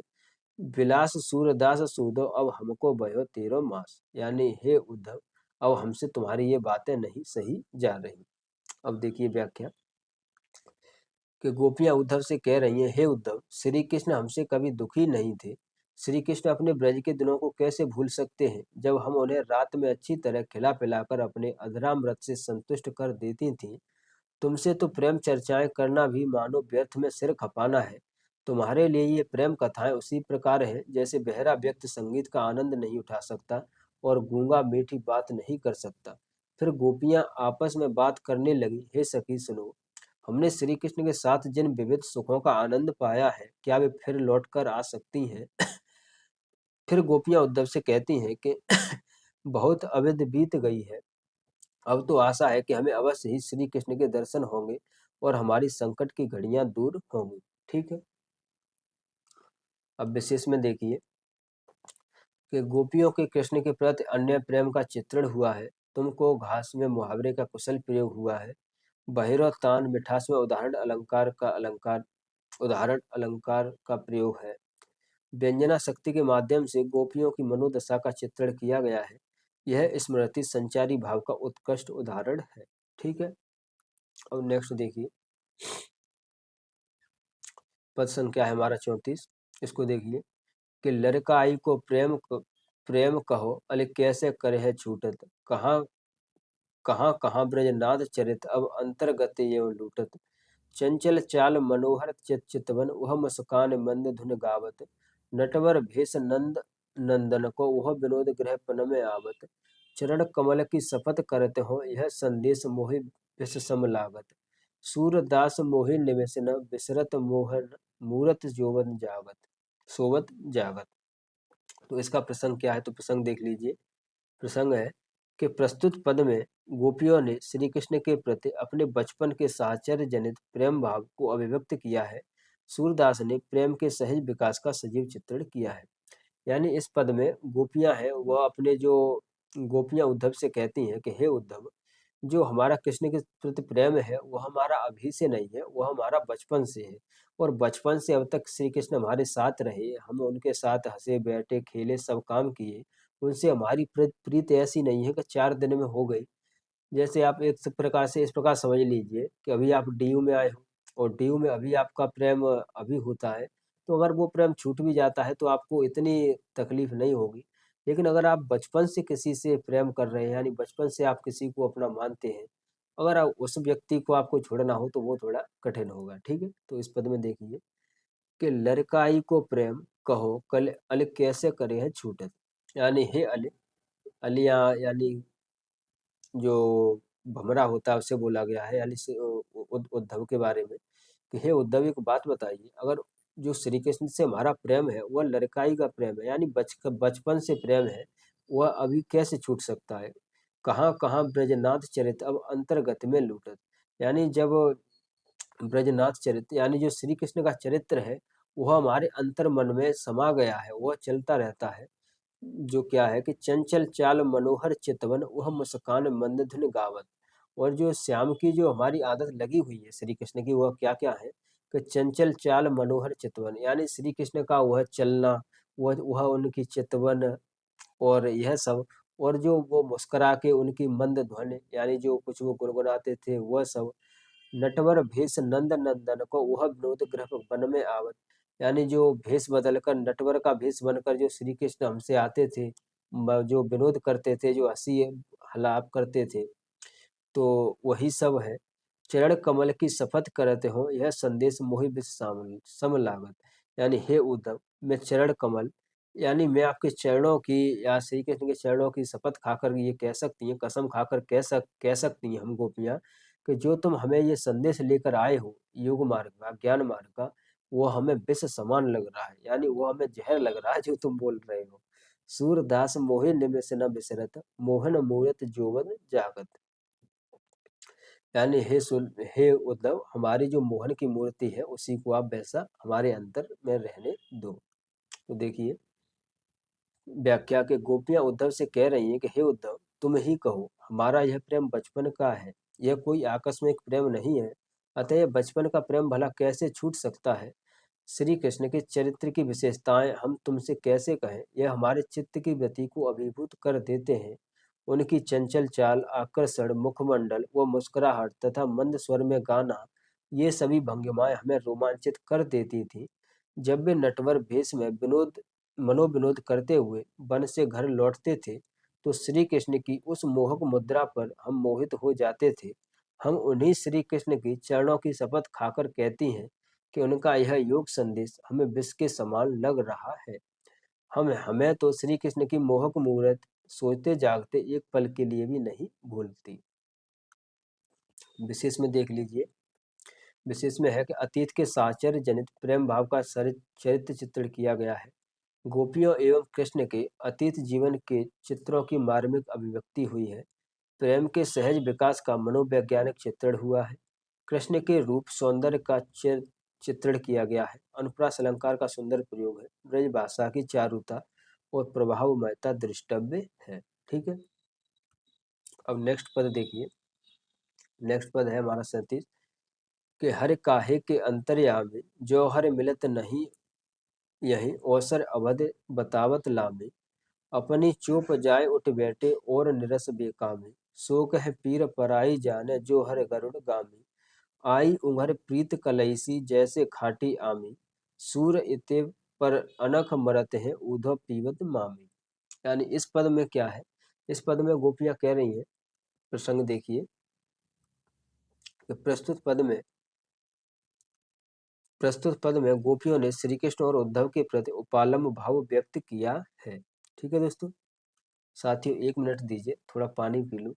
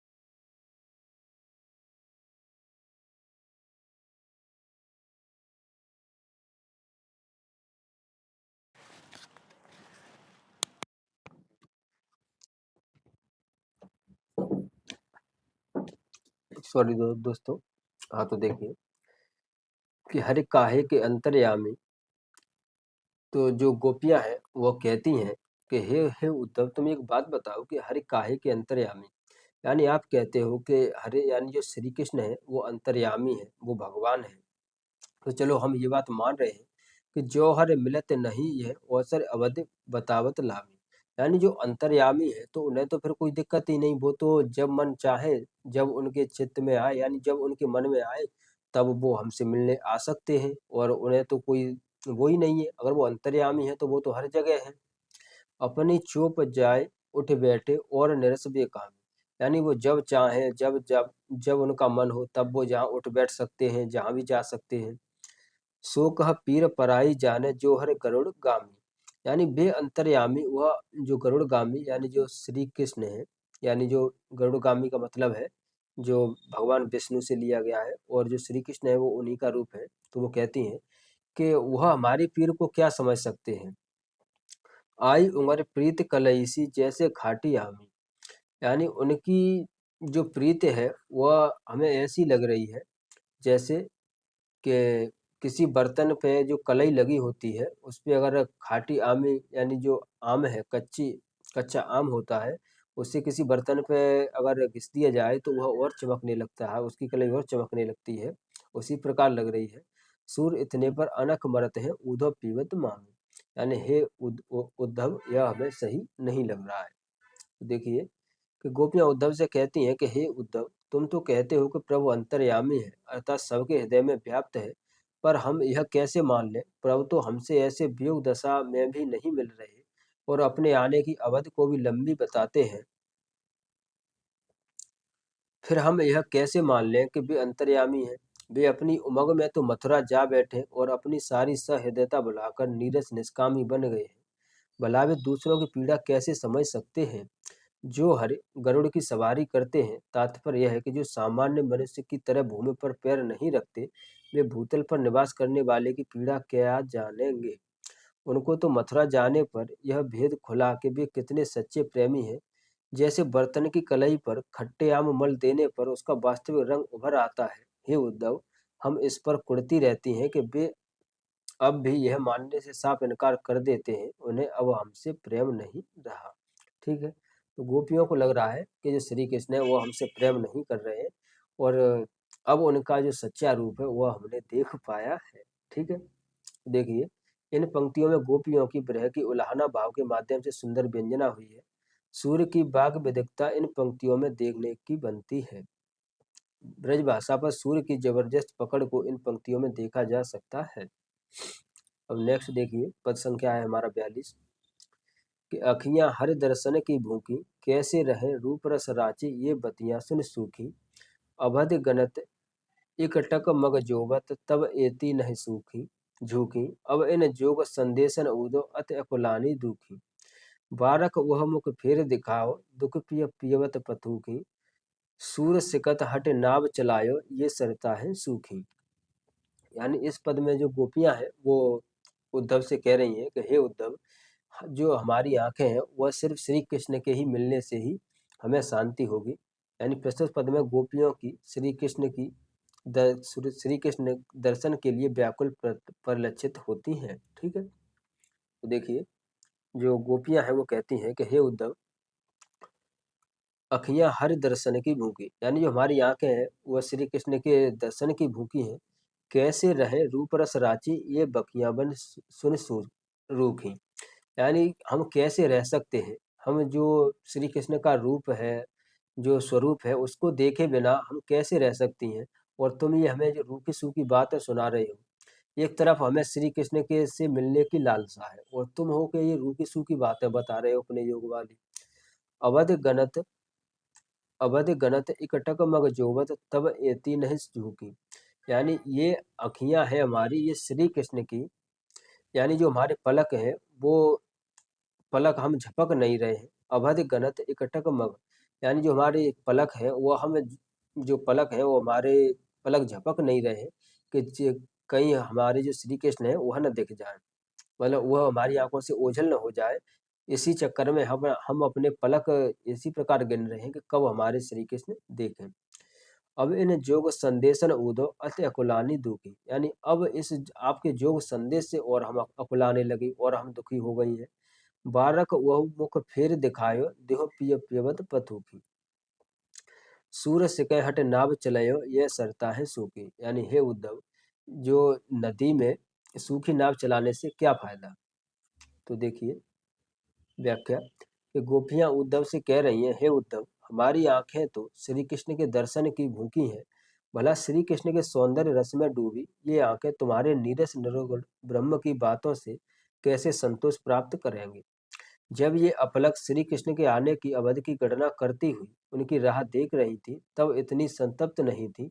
हे उद्धव, अब तुम्हारे इस योग साधना की बातें सुनकर अत्यंत पीड़ित होकर व्याकुल हो गई हैं। ऐसा कोई उपाय करो कि जिसमें हम जल्दी ही श्री कृष्ण से मिल लें। ठीक है, और पद संख्या 45 है, उसे देखिए कि काहे को गोपीनाथ कहावत जो पे मधुकर कहत हमारे गोकुल काहे न आवत। सपने की पहचान जान के हमहे कलंक लगावत। जो पे श्याम कबूरी रीजे सो किन नाम धरावत। जो गज राज काज के ओसर और दसन दिखावत। कहत सुनन को हमहे सूदे सूर अनंत बिर मारत। यानी इस पद का प्रसंग इस प्रकार है कि गोपियां कह रही हैं कि जो श्री कृष्ण है वो श्री कृष्ण से शिकायत करती हुई कहती हैं गोपी, उन्होंने जो उनकी बातें हैं श्री कृष्ण के प्रति बातें हैं, जो विचार हैं वो व्यक्त हुए हैं गोपियों के। तो गोपियां कहती हैं कि काहे को गोपीनाथ कहावत, यानी हे उद्धव, आप ये श्री कृष्ण से जाकर के कहना कि जो श्री कृष्ण है वो अपने को गोपीनाथ क्यों कहते हैं। जो पे मधुकर कहत हमारे गोकुल काहे ना आवत, यानी वो कहते हैं कि मधुकर के हे उद्धव, उनसे कहना कि उन्होंने नाम तो हमारा लिया हुआ है, यानी वो गोपीनाथ हैं। वो ब्रज के से संबंध उनका है। जब वो गोकुल से उनका संबंध है, वो हमें चाहते हैं, गोपीनाथ उन्होंने अपना नाम ले रखा है, तो फिर वो गोकुल में आते क्यों नहीं है, यानी वो ब्रज में हमारे पास मिलने के लिए क्यों नहीं आते। सपने की पहचान जान के हमें कलंक लगावत, और कहते हैं कि ये लोग हमारे सपने में रहते हैं, हमारे सपने में आते हैं, ये श्री कृष्ण हमें इस बात से कलंक लगाते हैं।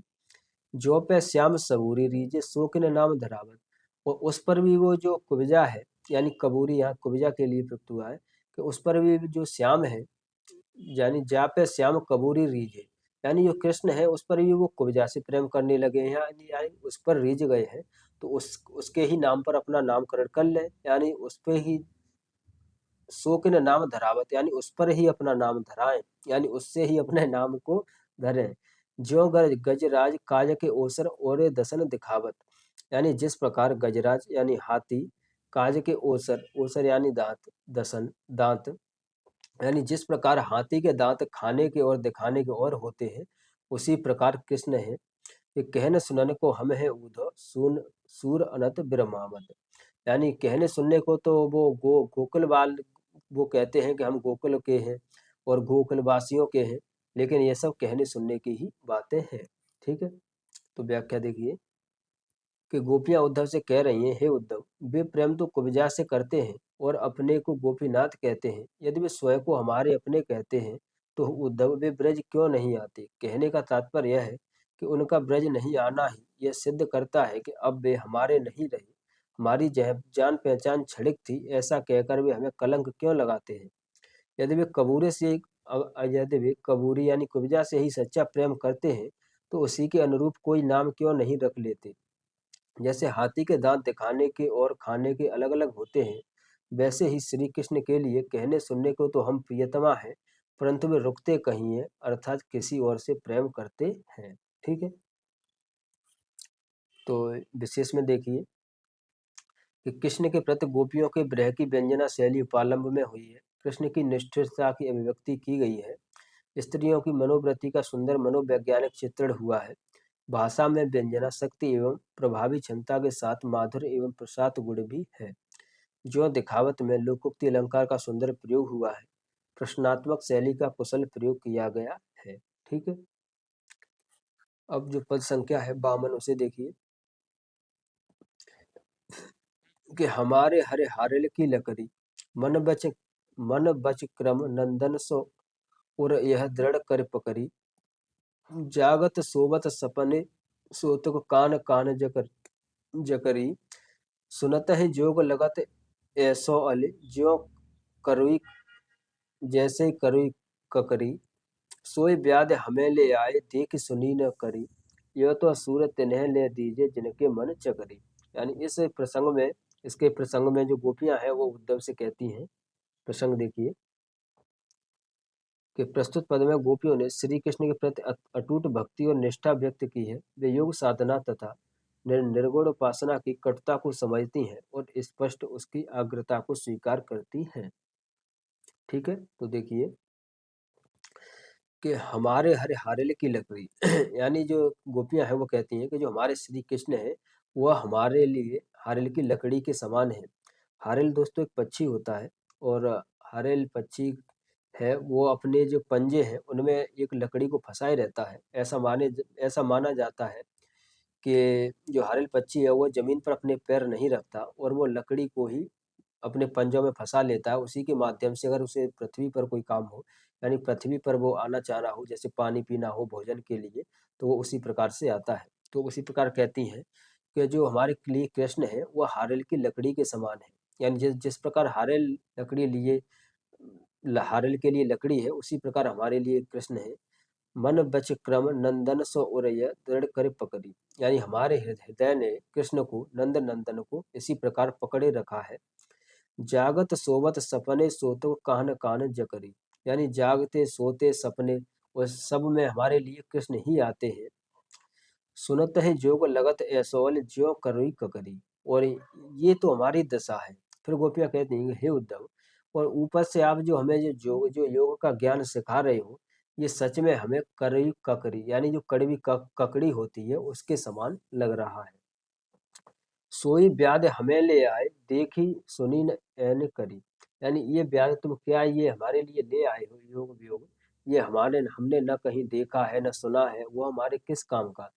यह तो सूर्य तिन्ह ले दीजिए जिनके मन चकरी, यानी ये आप उन्हें दीजिए जिनकी इसे चाह हो या जिसे इसमें विश्वास हो। ठीक है, योग साधना में अब व्याख्या देखिए कि गोपियां श्री कृष्ण के सगुण रूप के प्रति अपनी गहरी आस्था व्यक्त करती हुई उद्धव से कहती हैं, हे उद्धव, हमारे लिए तो श्री कृष्ण हारेल की लकड़ी के समान है।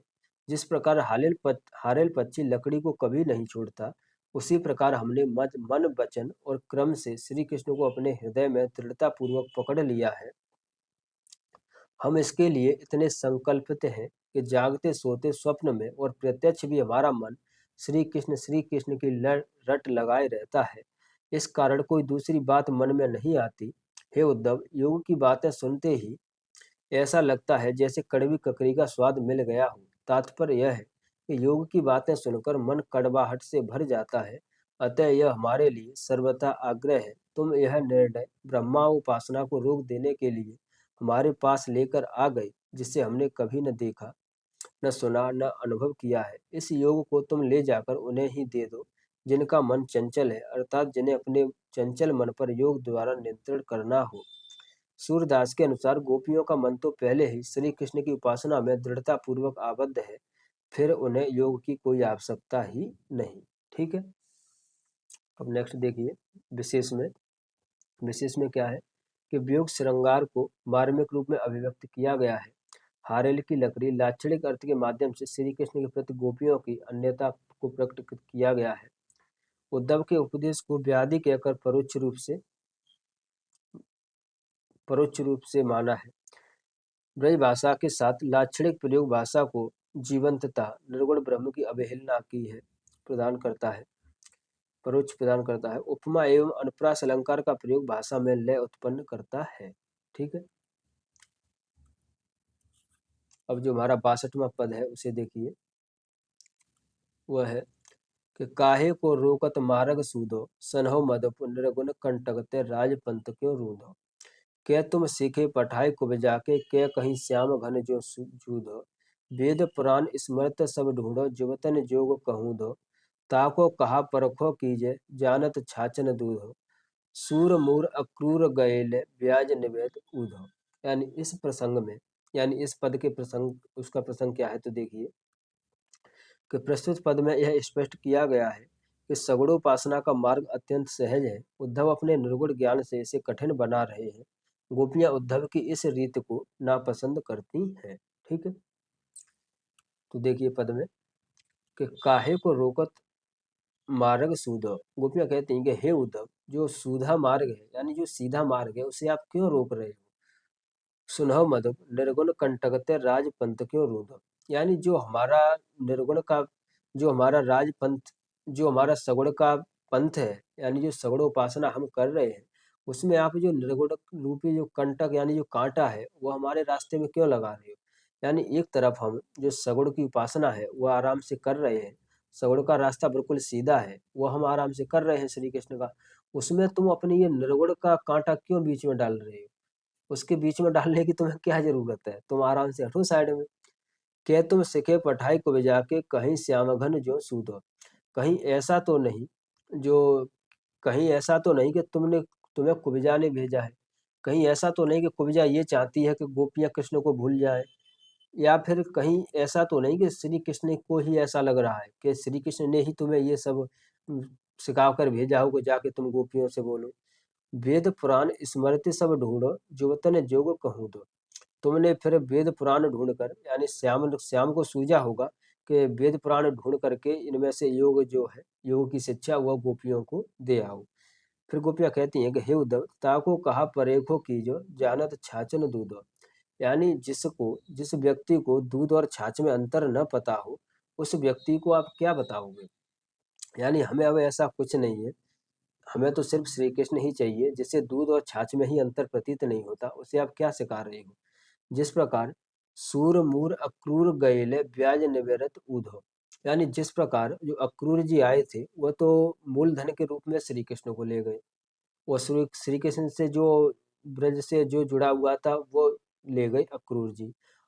अब आप ब्याज के रूप में हमें जो कृष्ण की यादें हैं क्या वो लेने आए हो। यानी हे उद्धव, क्या ब्याज के रूप में तुम जो कृष्ण के हमारे साथ स्मृतियां जुड़ी हुई हैं उन्हें भी लेकर जाओगे, कम से कम वह तो हमारे पास छोड़ दो। तो व्याख्या देखिए कि गोपियां उद्धव के समक्ष अपनी बात रखती हैं कि हे उद्धव, हमारे मार्ग में बाधा क्यों बन रहे हो। अपने निर्गुण ब्रह्मोपासना जैसे कांटे से सगुणोपासना जैसे सीधे सरल राजमार्ग में बाधा क्यों उपस्थित कर रहे हो। तात्पर्य यह है कि हमारे सहज उपासना पद्धति में रोड़े क्यों अटका रहे हो? कहीं तुम्हें कुब्जा ने सिखा पढ़ाकर तो नहीं भेजा? या तो फिर श्री कृष्ण ने ऐसा किया है? तुम वेद पुराण स्मृतियां सभी का अध्ययन कर देख लो कि क्या कहीं भी युवतियों के लिए योग पद्धति का प्रतिपादन किया गया है। हम ये अच्छी तरह जानती हैं कि योग ज्ञान हम युवतियों के लिए नहीं है। उनका विश्वास कैसे किया जाए जो मट्ठा एवं दूध में भी अंतर नहीं जानते? ये वही अज्ञानी लोग हैं जो दूध रूपी सगुणोपासना को त्याग कर मट्ठा निस्सार यानी निर्गुण उपासना को अपनाने को कहते हैं। यानी गोपियां कहती हैं कि हे उद्धव, तुम एक बात बताओ, तुम्हें दूध में और छाछ में यानी मट्ठा में अंतर नहीं प्रतीत होता? भाई दूध दूध है, दूध में सब कुछ है, और जो दूध से जब मक्खन उससे निकाल लिया जाता है तो फिर वो छाछ बच जाता है, वो निस्सार है, वो निर्गुण है, वो किस काम का? तो सूरदास कहते हैं कि गोपियां उद्धव के बारे में अपना उद्गार व्यक्त करती हैं कि अक्रूर तो आकर श्री कृष्ण एवं बलराम के रूप में मूलधन को ले गए थे। अब ये उद्धव हमसे निर्गुण जैसे नीरस उपदेश देकर ब्याज वसूलने आए हैं। कहने का आशय यह है कि हमसे सर्वस्व छीन लेना चाहते हैं। पहले तो प्रभु श्री कृष्ण को छीन कर ले गए, अब हमसे सगुणोपासना भी छीन लेना चाहते हैं। ठीक है, विशेष देखिए। तो विशेष में है कि गोपियां प्रेम मार्ग को सरल और योग मार्ग को दुरूह अगम्य बताकर प्रेम मार्ग को श्रेष्ठ बताती हैं। निर्गुण कंटक में रूपक अलंकार तथा राजपथ में रूपकाकृति अलंकार की छटा विद्यमान है। वेद पुराण कहूजों में वक्रोक्ति अलंकार का प्रयोग है। ठीक है, अब देखिए पद संख्या जो हमारा 75 है उसे देखिए कि प्रीत कर दीनो गरे छुरी, जैसे बधिक चुगाम चपटकन पाछे करत बुरी। मुरली मधुर मुरली मधुर चापकर कांपो मोर चंद ठठबारी। बंक बिलोकन लूक लागे बस सकीन तन्हे समारी। लतपत छाड़ो चले मधुबन को फिरले लई न सार। सूरदासवा कलप तरोवन फेरे न बैठी डार। यानी इस पद में जो गोपियां हैं वो कह रही है कि प्रसंग देखिए कि प्रस्तुत पद में गोपियां श्री कृष्ण के कपटपूर्ण व्यवहार का उल्लेख कर रही हैं। यहाँ श्री कृष्ण को बहेलिया और गोपियों को चिड़िया के रूप में अभिव्यक्त किया गया है। ठीक है,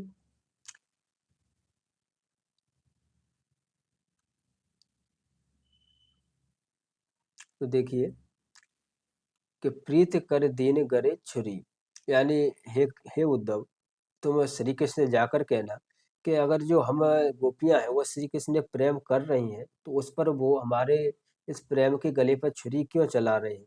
जैसे बधिक चुगाव कपटन पाछे करत बुरी, यानी जैसे बधिक यानी बहेलिया, जिस प्रकार बहेलिया जो चिड़िया है उनको दाना चुगाता है, यानी दाना पहले तो बहेलिया है वो चिड़ियों को पकड़ने के लिए, अपने में जकड़ने के लिए, बंधन में बनाने के लिए पहले तो उन्हें दाना चुगाता है, फिर उनको वो पकड़ लेता है, यानी फिर वो उन्हें बधिक बना लेता है। इसी प्रकार मुरली मधुप चाप कर कांपो मोर चंद डठबारी, जैसे उसी प्रकार श्री कृष्ण ने जो अपनी मुरली है यानी बंसी को बजाकर उसकी मधुर धुन में पहले तो हमें फंसा लिया।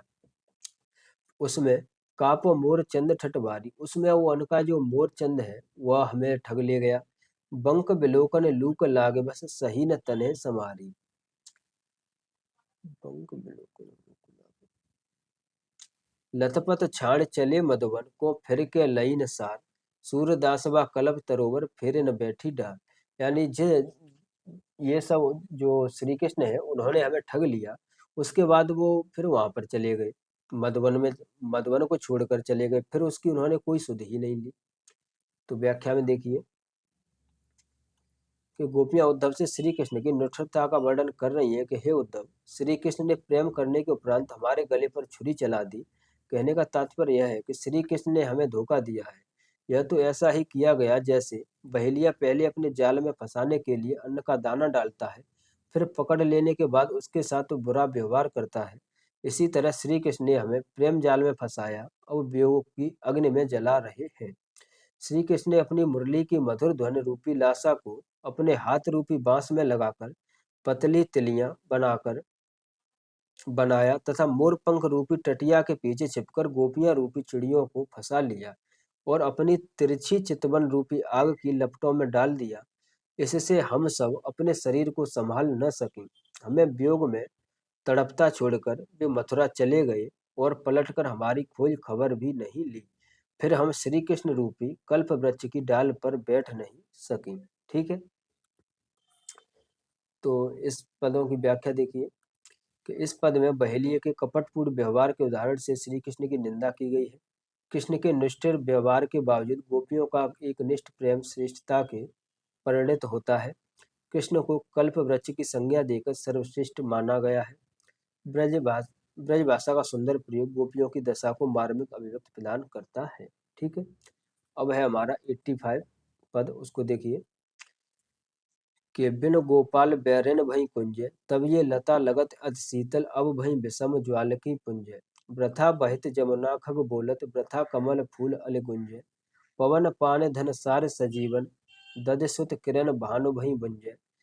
ए उदो कहियो माधव सो बिरह कदन कर मारत लुंज। सूरदास प्रभु को मग जोगत, अखियां भई बरन ज्यो गुंज। यानी इसका प्रसंग है कि गोपियां इस पद के माध्यम से जो उद्धव है उनसे कह रही हैं कि हे उद्धव, तुम श्री कृष्ण से जाकर हमारी क्या दशा है उन सब का वर्णन करना। और गोपियों ने इसमें अपनी वृहद दशा की, जो गोपियों की दशा है उसका वर्णन है कि बिन गोपाल बैरन भई कुंज, कि हे उद्धव, जो बिन गोपाल यानी जो श्री कृष्ण के बिना जो गोपाल की कुंज है वह बैरन भई कुंज, यानी वो भी वियोग में है श्री कृष्ण के। तब ये लता लगत अति शीतल, अब भई विषम ज्वाल की पुंज, यानी कि जब श्री कृष्ण यहाँ पर थे तब यही लताएं, यही बेल हमें शीतलता प्रदान करती थी, और अब यही हमें विषम ज्वाल की पुंज, यानी यही अब हमें ज्वाला की लपट लगती है इनसे। वृथा बहित जमुना खग बोलत, वृथा कमल फूल अति गुंजे, यानी पहले यही यमुना, यही खग यानी यही पक्षी के बोलना, यही वृथा कमल, यही कमल के फूल हमें अति अच्छे लगते थे। पवन पान धन सार संजीवय, दद सुख किरण भानु भई भुंजे, यानी ये सब पहले हमें अच्छा लगता था, लेकिन अब तो यहाँ की हवा में भी हमें जो गर्म लपट है वह लगती है। किरण भानु भई भुंजे, क्योंकि अब ये हवा भी जो सूर्य के प्रकाश है, भानु यानी सूर्य, सूर्य के किरण की तरह ये विषम ज्वाला है वह दे रही है। ये उद्धव कहियो माधव सो बिरह कदन कर मारत लुंजे, यानी हे उद्धव, जो कि कृष्ण से जाकर कहना, माधव से जाकर कहना कि हम सभी उनकी जो विरह की अग्नि है उसमें जल रही हैं। सूरदास प्रभु को मग जोवत, अखियां भई भरन ग्यो गुंजे, यानी हे उद्धव, तुम श्री कृष्ण से जाकर ये भी कहना कि उनके जो योग साधना, जो जोवत यानी जो उनकी याद है उसके चक्कर में हमारी आंखें भी, जो आंखों से भी हमारी लाल हो रही है एक प्रकार से। ठीक है, व्याख्या है, व्याख्या देखिए कि हे उद्धव, कृष्ण के बिना ये वन हमारे लिए शत्रु समान हो गए हैं। पहले ये लताएं अत्यंत शीतल लगती थीं, अब तो ये भयंकर अग्नि की राशि लगने लगी है। हमें तो समस्त प्रकृति ही व्यर्थ प्रतीत होने लगी है। यमुना का बहना और पक्षियों का बोलना हमें अच्छा नहीं लगता। कमल का खिलना और भंवरों का गूंजना भी हमें कहाँ सुखद लगता है। हवा, जल, कर्पूर, संजीवनी बूटी, चंद्रमा की किरणें शीतलता प्रदान न कर सूर्य की ज्वाला की भांति जला रही हैं। आशय यह है कि श्री कृष्ण की उपस्थिति और उनके साथ ही रासलीला में यमुना का मंद मंद बहना, पक्षियों का चहचहाना, कमल का आकर्षण, भौरों की मधुर ध्वनि, ये सभी जीवंत लगते थे। परंतु आज जब श्री कृष्ण नहीं है तो हमारे व्यथित हृदय को ये भी उल्लसित नहीं कर पाते। हे उद्धव, श्री कृष्ण से जाकर कहना कि वियोग में गोपियों का ऐसा हाल है जैसे पंगु व्यक्ति को कोई छुरी चुबा रहा है। उनसे यह भी कह देना कि प्रभु की प्रतीक्षा करते करते हमारी आंखों का रंग गुंजा की तरह लाल रक्तिम हो गया है। ठीक है, विशेष देखिए, तो विशेष है कि प्रकृति के व्यापार जो कृष्ण के होने पर मनोहर लगते हैं वह वियोग दशा में कष्ट को बढ़ा रहे हैं। प्रकृति के कार्य व्यापार का चित्रण उद्दीपन रूप में हुआ है। कृष्ण की अनुपस्थिति में गोपियों के प्रकृति के कारण व्यापार व्यर्थ का बोध कराते हैं। ब्रज की कोमल कांत पदावली का प्रयोग किया गया है। ठीक है, अब जो हमारा पद है वो 100 है, उसे देखिए कि अति मलिन वृषभानु कुमारी, हरिश्रम जल अंतर तनु भींजे, ता लालच न दुबावत सारी। अधोमुख हरत उरन नहीं चितवन, ज्यों गथ गार तथित जुआरी। छूटे चिहुर बदन कुमिलाने, ज्यों नलिनी हिमकर की मारी। हरे संदेश सुन सहज मृतक वहीं, इक बिरहनि दूज अली जारी। यानी इस पद का प्रसंग क्या है, तो इस पद में जो राधा है उनका विरह में, श्री कृष्ण के विरह में क्या दशा है राधा की, यानी राधा को विरह किस प्रकार लग रहा है उसका चित्रण है। तो उसमें देखिए कि अति मलिन वृषभान कुमारी, कि जो राधा है वो अति मलिन है। वृषभान कुमारी राधा को कहते हैं कि जो राधा है वो अति मलिन है। और राधा की दशा क्या है कि हर श्रम जल अंतर तन भींजे ता लालच न दुभावत सारी, यानी राधा ने जो साड़ी पहनी हुई है वो हर श्रम जल, यानी जो कृष्ण की याद में यानी वियोग में जो उनके आंसू से उनकी साड़ी भींज गई है, वो इस चक्कर में नई साड़ी को दुल्हा रही है कि उससे कृष्ण की यादें जुड़ी हुई है। यानी वो कृष्ण के वियोग का उन्हें उसमें आभास होता है, इसीलिए वो साड़ी नहीं दुल्हा रही है कि उनका वियोग कम ना हो जाए। ठीक है। अधोमुख रहित उग्र अधोमुख रहित उरग नहीं चितवत, ज्यों गत हारे तखत ज्वारी। और राधा एक मुख अधोमुख रहित उगर नहीं चितवत, यानी राधा है वो एक टक देखती रहती हैं किसी चीज को, जैसे वो नीचे अपनी नजर गड़ाए ऐसे देखती रहती हैं, जैसे ज्यों गतत हारे तखत ज्वारी, यानी जिस प्रकार ज्वारी अपनी पूंजी को यानी ज्वारी अपने धन को जब जुए में हार जाता है फिर वो बैठ जाता है चुपचाप। तो सॉरी दोस्तों, जो जुआरी है अगर कोई जुआ खेलता है तो जब वो अपना सारा धन हार हार जाता है तो फिर वो चुपचाप ही बैठेगा। तो उसी प्रकार राधा का हाल है कि राधा उसी प्रकार नीचे नजरे किए हुए बैठी रहती हैं, उसे वो किधर भी नहीं देखती।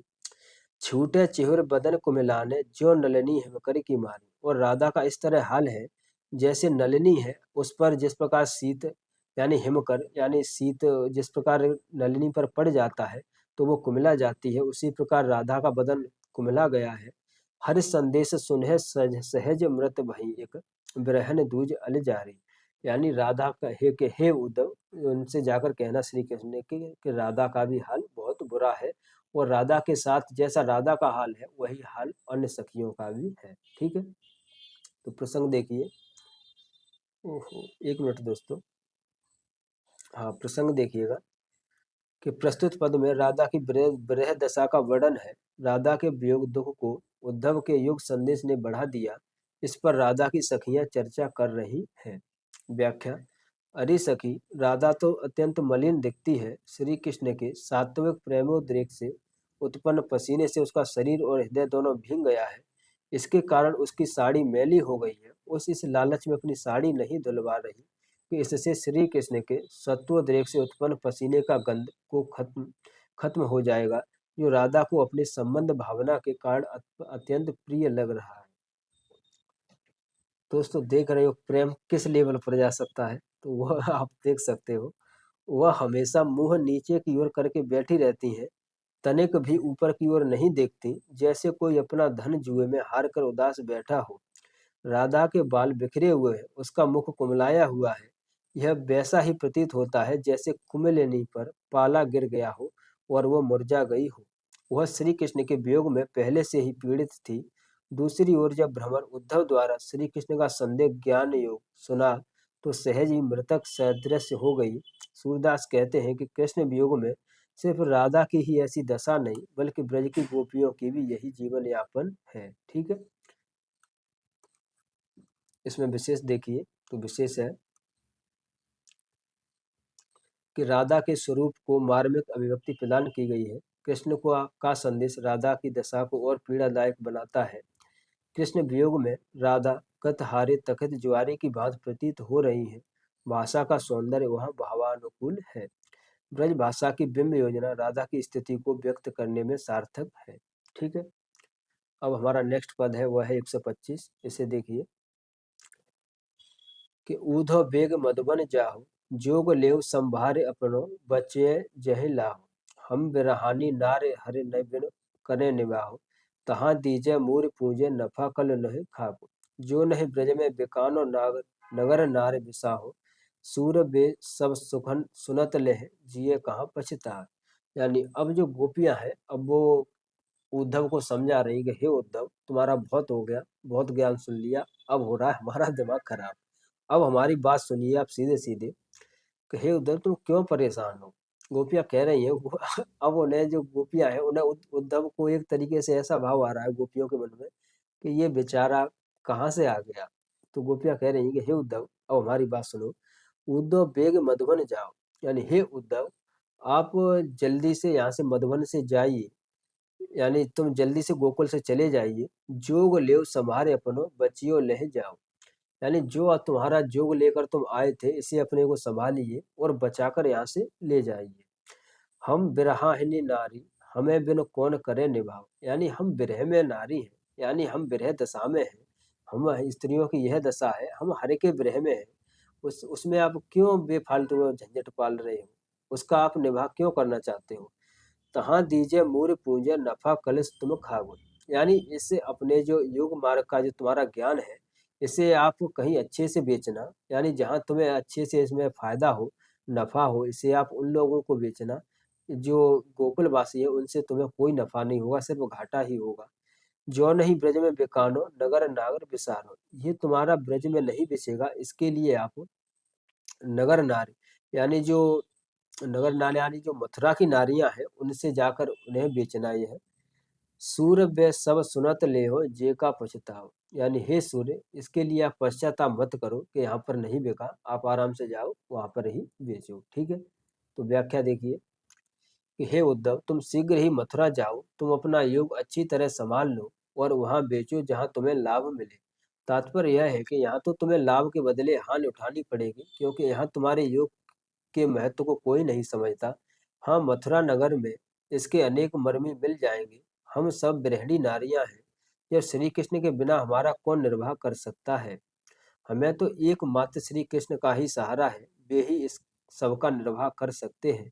तुम अपने इस योग को वहां बांचो जहां तुम्हारी इसमें फंसी हुई पूंजी निकल आवे और इससे कुछ कमाओ। देखो उद्धव, दुख मानने की बात नहीं है। यदि तुम्हारा यह योग ब्रजमंडल में नहीं बिकता है, तो मथुरा की नारियां इसे अवश्य खरीद लेंगी, वहीं इसे ले जाओ। वे इस योग को सुनते ही ले लेंगी। तुम्हारा यह माल बिक नहीं रहा है, इसके लिए तुम पश्चाताप क्यों कर रहे हो। अरे वहां यहाँ नहीं बिकता है तो मथुरा में तो बिक ही जाएगा, तुम क्यों परेशान हो। अब नेक्स्ट पद है हमारा, वह देखिए कि ऊदो कहा कथत विपरीत, जुवतन जोग सिखावन आए, यह तो उल्टी रीत। जोतत धेन दुअत पय ब्रस को, करन लगे जो अनीत। चक्रवास सस क्यों जाने, रवि चकोर कह प्रीत। पाहन तरे काठ जो बूढ़े, तो हम माने रीत। सूर श्याम अति पंग, प्रति अंग माधुरी रही गोपिका जीत। तो इसका प्रसंग क्या है, तो इसका प्रसंग देखिए। इस पद में गोपियों के अनुसार युवतियों को उद्धव का योग संदेश देना नीति के सर्वथा विरुद्ध है, और यह उसी प्रकार असंभव है जैसे बैल से दूध दोहना और गाय को हल जोतना, ठीक है। तो देखिए, गोपियां जो उद्धव है उनसे कहती हैं कि हे उद्धव, तुम ये उल्टी रीत क्यों चला रहे हो। तुम जो सब कुछ सही से चल रहा है उसमें आप ये उल्टी रीत क्यों जगाने लगे। क्योंकि जुवतन जोग सिखावन आए, यह उल्टी है रीत, यानी जो तुम जुवतन यानी महिलाएं, जो स्त्रियां हैं, जुवतन इसका मतलब स्त्रियां हैं, तो जो तुम स्त्रियों को योग सिखाने आए हो, यह तो उल्टी रीत है ना, कि स्त्रियां अब प्राणायाम करें और जो योग की जो पद्धतियां हैं उनका निर्वहन करें, ये तो गलत है। जैसे जोतत धेन दुहत पय, यानी गाय को हल में जोतना, ये तो उसी प्रकार है जिस प्रकार गाय को हल में जोतना और जो बैल है उससे दूध को निकालना। करण लगे जो अनित, और ये तुम अनित क्यों कर रहे हो। चक्रवास सस क्यों न जाने, रवि चकोर कह प्रीत, यानी जो कहती हैं चक्रवाक, जो चक्रवाक है ये चकवा चकवी होते हैं, उनको प्रयुक्त में लिया है कि जो चकवा चकवी है वह सस्य को क्यों जाने, यानी वो चंद्रमा को क्यों जाने। क्योंकि जैसे ही रात होती है तो चकवा चकवी एक दूसरे से अलग हो जाते हैं। फिर वो जब सुबह होता है, जब रवि चकोर के प्रीत, जब सुबह होता है, जब सूर्य का प्रकाश होता है, उन्हें तो उनसे ही प्रीत होगी।